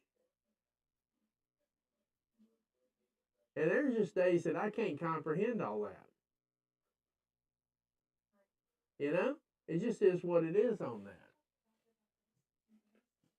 But yeah, I mean, you know, it's awesome to have people around. I really appreciate that. Of course, we're on CW standing for commercial watching right now because that's basically what we're doing is watching commercials. So this worked out perfectly for WWE. They don't even have to book before matches because you don't have time for before matches with all these commercials. I can imagine how that conversation went. Well, you know, Hunter, we're pretty commercial heavy here. Really? How many commercials? Oh, we run about, we run commercials about every 15 minutes and we run like 10 commercials. Oh, this will be great. You don't even have to pay us anymore, huh? We'll do it. Yeah, I mean, it's. And of course, we're going to hype SmackDown.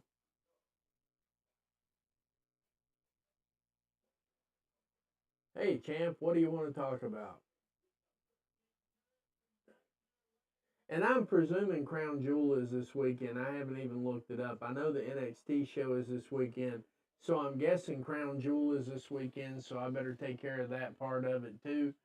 Might do something for Crown Jewel. Not holding my breath on that. I think Deco Balin TV is going to be doing a review. I'll ask about that tomorrow in their show. But I think we're getting pretty close here now. There's a good possibility we might be getting close to the main event. Oh, we got a Ridge Holland promo. Now we're going to take a couple of seconds here and go grab some news while they're running their mouth. I'll be back in just a minute, okay?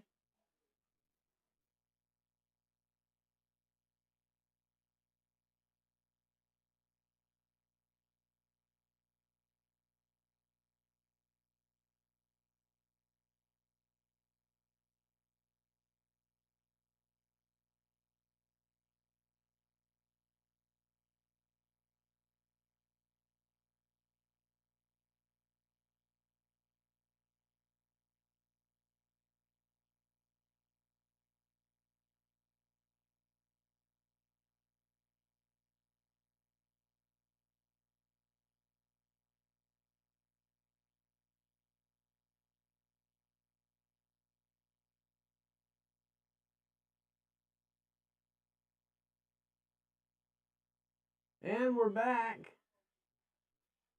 Scott D'Amore wanted to take a chance to take a moment to thank everybody who bought the pay-per-view.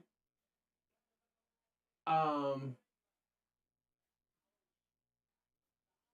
had a lot to say about MLP.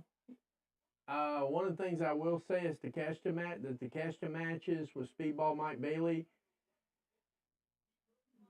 and the guy from TNA. Every once in a while, I have brain farts like this. Just bear with me. I'll get there in a minute. But he actually saved that pay-per-view both nights for that.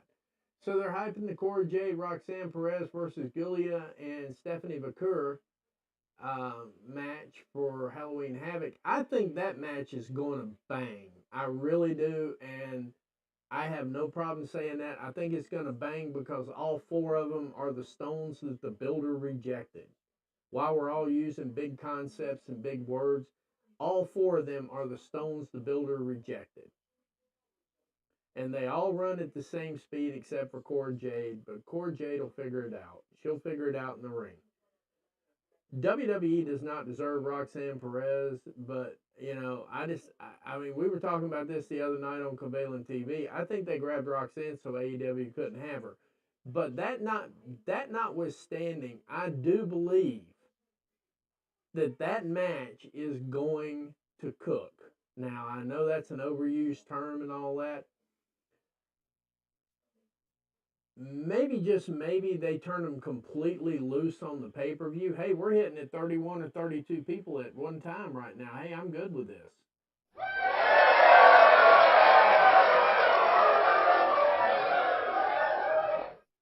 Oh, yeah. Damage Control, Stephanie Vaquer, and Giulia. Now, that match right there, I would actually pay money for that pay-per-view. Just to see that match, just to see how they put it together. Or if they tell them just go out there and draw me money. That would be my command to those four women. Just go out there and draw me money. So, all right, we got Fatal Influence heading to the ring right now. I'm presuming this is going to be the main event. I could be wrong because it's Giulia and Stephanie Vaquer. So I'm guessing we're at the main event right now. We got Fatal Influence, which I think is undermarketed, underutilized. they're not the Iconics. When I say that, I mean the Iconics were entertaining and they were definitely wrestlers. You could see it. These ladies are definitely entertaining. They're mostly wrestlers. But I mean, the gimmick they've got right here needs to be on the main roster because people are really missing the Iconics, and I think they took this gimmick right here to the main roster as is, uninhibited. I think they could get over pretty well, and we're back to commercial watching here on the CW. Let's see what else we've got here. Yeah, Scott Diamore said, thank you to all that supported MLP Wrestling this weekend, talent, crew, media, and of course the fans. Special thanks to Bret Hart for lending his voice to honor the history of Maple Leaf Wrestling. Humbled to have revived the Maple Leaf brand.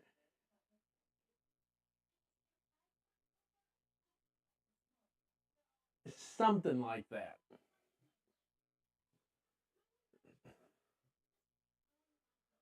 Yeah, the Bruins are down by 1 after the first period. It's raining threes in Boston right now.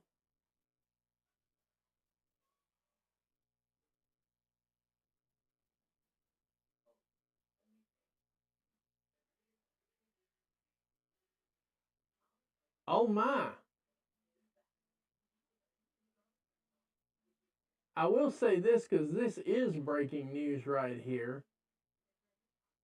TNT and TBS figured out how to market AEW now. They're running promos right now live at the Boston Celtics game. That's news for real right there. End of the third, Boston's up 113-87 over the Knicks. Go Celtics. Let's see here. Trying to catch all the news while we're in the middle of 10,000 commercials. I mean, the central north area is home of 1,000 lakes. CW is home of 1,000 commercials.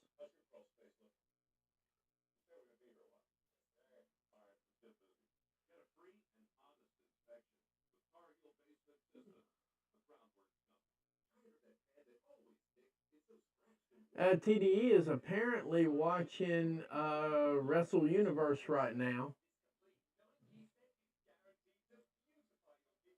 See here. Added 3 more matches to Fighting Spirit Unleashed in Lowell with New Japan Pro Wrestling. I might have to check that out. I might have to pull up for that. I really might have to pull up for that one.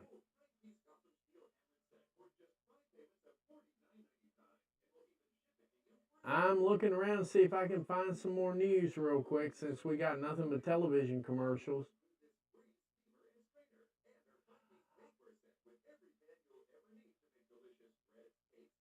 So wrestling coverage caught the clip with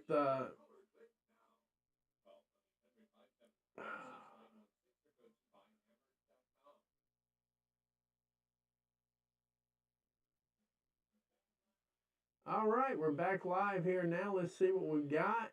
Wow, I got 31 viewers. Thank you. Thank you all for hanging out with me on the stream. Yeah, I think they are covering Crown Jewel as well, lady. I do believe they are. I'll be seated for that, given the numbers. Somebody actually pronounced Stephanie's name correct, so shout out to whoever that guy was because he finally got her name right. I don't know. Maybe WWE's just tweaking that to annoy me. Well, not necessarily to annoy me, but to prevent copyright infractions and things like that.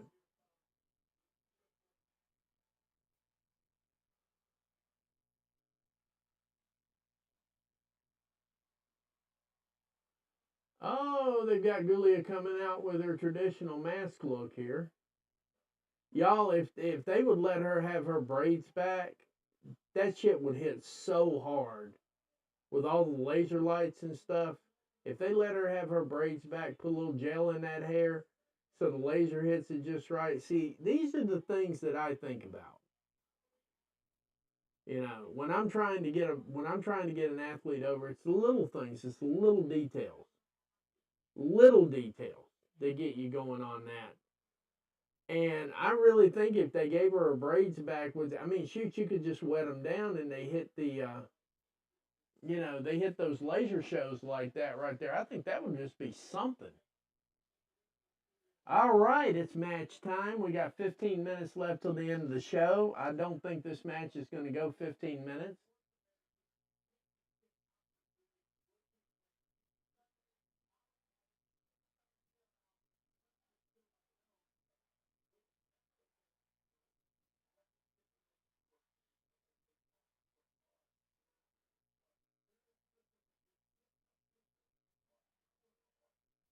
A couple things I want to cover on this because they're still doing the same thing with Gulia that they did with Damage Control.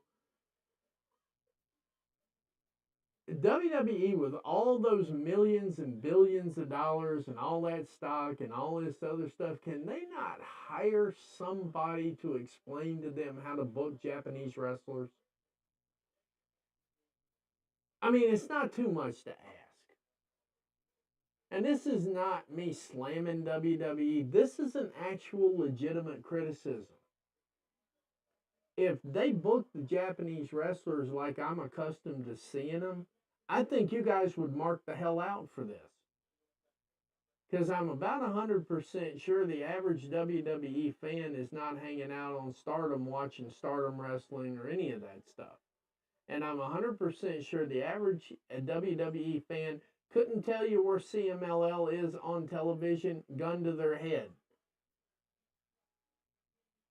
So I think if they would let these ladies work, I mean, they're letting Stephanie do her little head pound thing there, which I guess can be one of her 5 moves of doom, so to speak, or so on and so forth. But if they let these ladies just work the way I know they can work,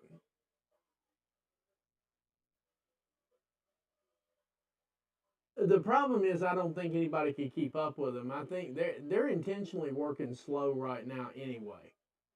I just don't think anybody in any of the divisions could keep up with them if they let them work like this. But, Stephanie McCoy looks really happy working right now. She doesn't have that same dazed and confused look she had last week when it looked like, man, I signed up for this.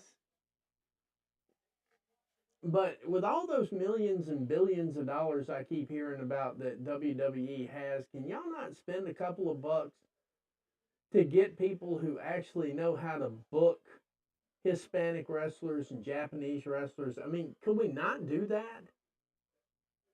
Could we not get somebody to a lot of things you see them do work in their respective former promotions. That look, that like that right there, that works in Stardom. That works in New Japan because the fans there know exactly what they're doing. That has a meaning behind it. She did that because the referee wouldn't let her finish what she was going to do, and she knows she's got a 5 count. You know? And that little, like that right there, is a typical face move in Stardom. It pretty much cues the fans to start yelling at the referee. But see, they don't have it. They don't have it here. And I think 90% of that is because we don't have a booker on site that books these. We can book these women just fine. But they came up in that system. So it's real easy to book what came up in that system. A little bit harder to book what you acquire. And I realize y'all got a little bit of a taste of these two ladies with the match from Stardom because that was the one that was making the rounds before the debut at the beginning of the month. I realize you guys got all that ahead of time, but that's not even looking at the surface, much less scratching the surface of what these two women can and normally do in the ring. That's just how it is, guys. So, yeah, I mean, if I had a constructive criticism of the whole thing here, yeah, Martin, it does deserve a watch, at least this main event part. Give me just a second, guys, here. I'm trying to respond to people here that are on the stream. Martin, it does. I gotta say they've overachieved on this one.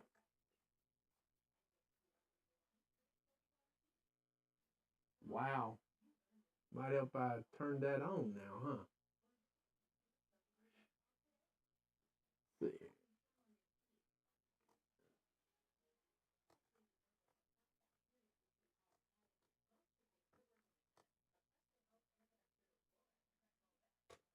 There we go. Trying to respond to everybody and so on and so forth. But yeah, Martin, it's worth it. It's worth it. It totally is worth it. At least for this match here. The Carmen Petrovich match was kind of interesting because she messed up and told a story in the ring. I know that wasn't part of the plan, but she messed up and told a story in the ring. So when I see something like that, it's a must see, even if the match was boring. I mean, the match wasn't boring, don't get me wrong. But the fact that she actually told a story in the ring, I think that makes that match stand out for me, honestly. Because if I could pick up what she was putting down and I didn't even have the storyline, I didn't have the recap, didn't have the vignette, didn't have the video package, didn't have 10,000 dirt sheet takes, didn't have 5,000 WWE bad faith drone accounts. You know, I just picked it up right away. So that match right there automatically gets some attention from me. It did not take me long to figure out what was going on in the ring there. Normally that's the WWE way because I've watched enough of it that I kind of get a feel for what the story is without actually hearing the story. But Carmen Petrovich fucked up and told a story in the ring. And I say she fucked up because that is not the WWE way. WWE does not do in-ring storytelling. That's why half of their fans are like, where's the story when they're trying to watch AEW? Because half their fans have no idea how to tell a story in the ring, period. And I stand on that. Literally, I knew what was going on in the ring because she told me what was going on in the ring just with her body motions, the way she has it. I know she picked that up from Natty. I know that when Natty had her under her wings, I know Natalya taught her how to tell stories because God knows they don't let them women talk enough as it is. So you've got to learn how to tell stories in the ring like that. And so, yeah, Carmen just showed up and showed out on that. Now, we're back here, and the simple fact that Giulia is getting woman handled, I'm already turned off by this match.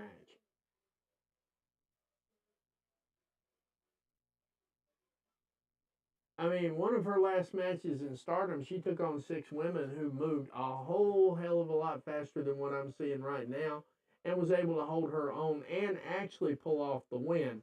So when I see stuff like this right here, it's just an automatic turnoff. I know they're nerfing her. What that means, what that means, what had happened was, no, what that means is they're significantly neutering her talent ability in the ring. They're basically saying you can't do this, or that. And it was this, or that was the reason they hired her. So what had happened was they hired her, they got her to the show and said, all that shit we liked, you can't do it. Because none of our other women can do it. So you can't do it either. Otherwise, you'll make our entire program look like shit, and we can't have that. So we're going to stick you in the performance center. We're going to nerf you. We're going to perform a frontal lobotomy on you. That's not going to work because Giulia is going to be Giulia in 3 years when she's done with this. And I'm going to tell you right now, any of the solid wrestlers will come here for the bag. They come here for the money. And when the contract is up and they've got money, then they go out and do what they actually want to do. So that is the main reason that even from day one, when all this stuff got announced, was I disappointed? Yes. I wanted to see Stephanie Vacour and Mercedes Moné run that match back at least 2 or 3 more times. There was a story there. And that's something you run back 2 or 3 times. So yeah, I was disappointed that she went to WWE. I was totally disappointed. Did I have a meltdown like everybody else had when Samantha Irvin announced she was leaving yesterday? No. Because I'm a grown-ass man. I got out of sandboxes 52 years ago and ain't been back. Okay? So, I mean, yeah, I mean,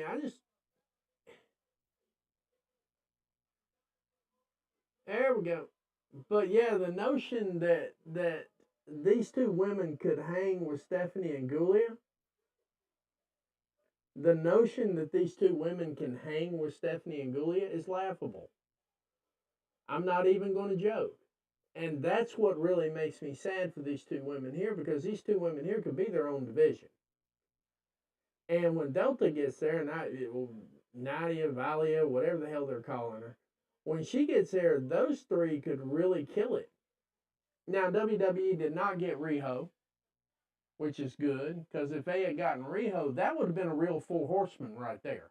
Four horsewomen. If you had Riho, Delta, Giulia, and Stephanie Vaquer, I would take that tandem of four people against any 8. And I'm not even bullshitting. I would take that 4 against any 8. You pick your 8, I'll take those 4. You know, even with a predetermined outcome, you pick your 8, I'll take those 4. That's how confident I am. WWE scored. Do I like it? No. But hey, good on them. They scored. So here I am watching the women that I normally would have watched if they'd have gone to AEW. See how that works? I'm sitting here watching it. Do I have some constructive criticism? Yes. Am I trashing the product left and right? No. No, I'm not. So I don't want to read that in my DMs anymore. If I read that in my DMs, I'm going on a block fest. That's all I got to say right there. If I get another DM from one of these people like, oh, all you ever do is shit on this product. No. If I get that DM again, you're blocked. I'm just going to tell you that my piece is more important than your opinion. And Kalani Jordan has gotten involved. And I'm going to tell you right now, Stephanie and Gulia do not need Kalani Jordan. There we go. Big headbutt. Now we're going to get some shit. Yeah, we got 3 minutes left here.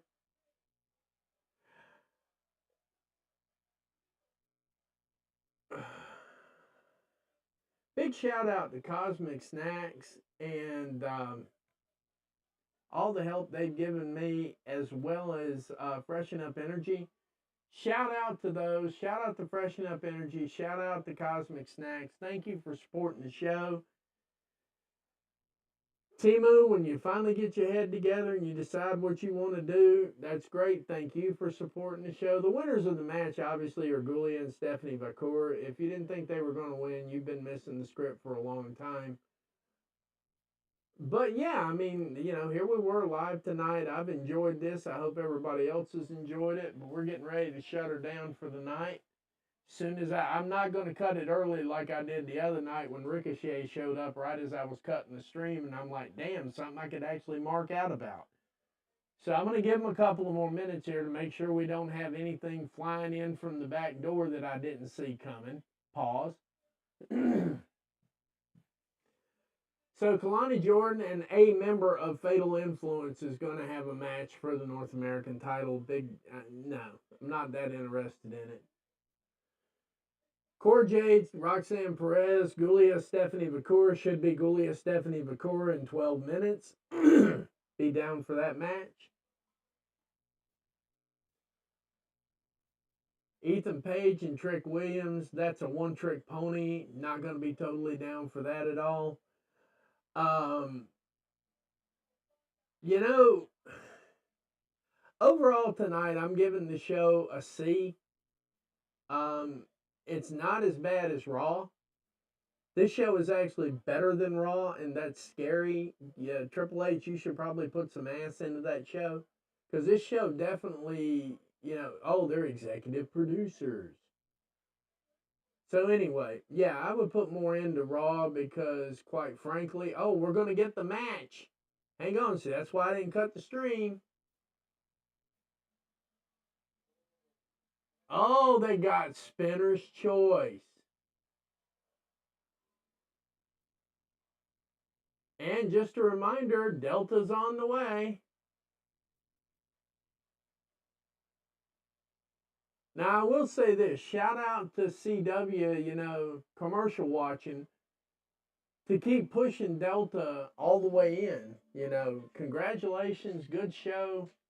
About a C for me. But, as I say, we're going to go ahead and call it a night here.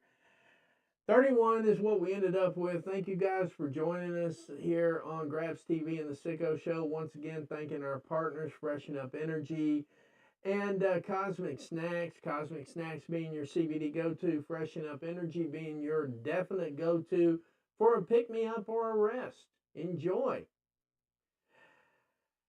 Thank y'all for sticking with me tonight, for real. I appreciate it. This has been a great stream as usual. I've enjoyed it, and I'm going to go ahead and cut out here tonight. And, I've enjoyed having you too, lady. I appreciate you.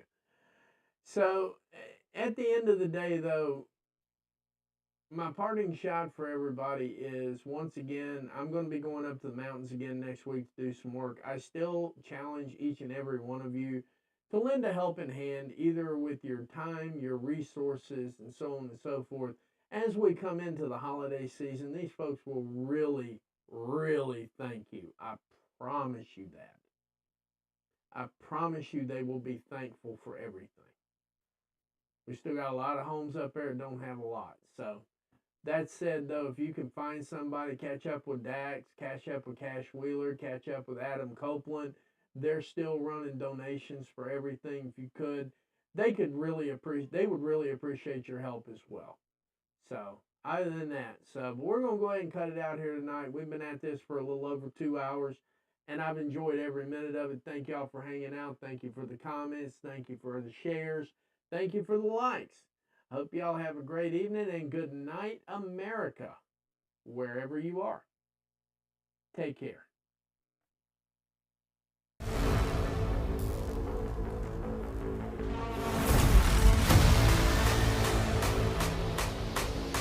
Let me tell you something.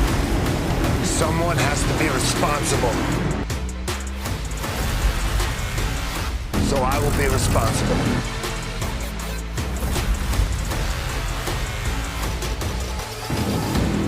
People think they know what I'm about. They think they know what motivates me. They don't know anything. I have a dream of a land of opportunity.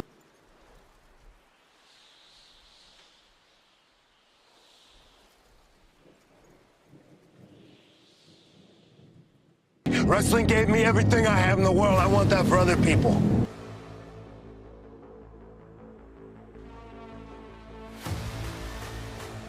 Egos out of control.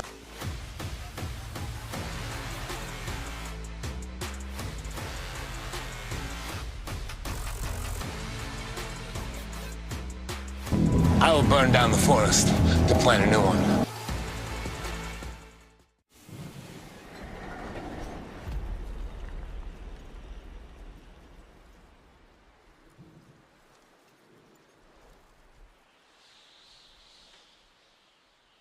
I'm not sentimental. I will do what has to be done. We will do what has to be done. We can see a better future, and we will make it happen.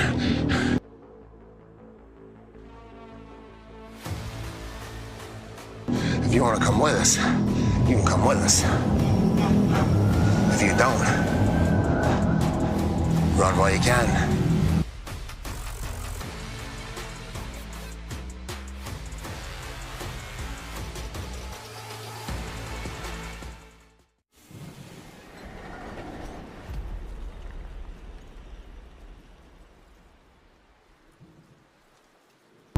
What is the new paradigm? It's very simple.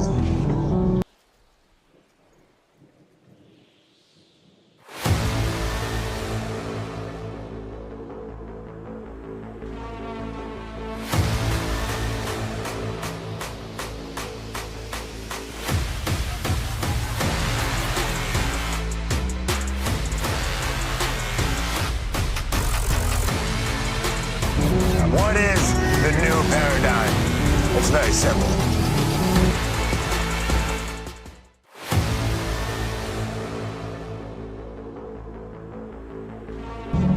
Get out of the way!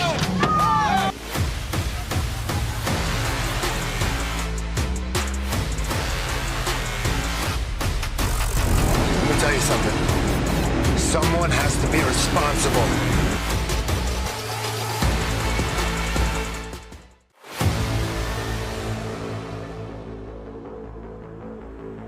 Let me tell you something. Someone has to be responsible. So I will be responsible.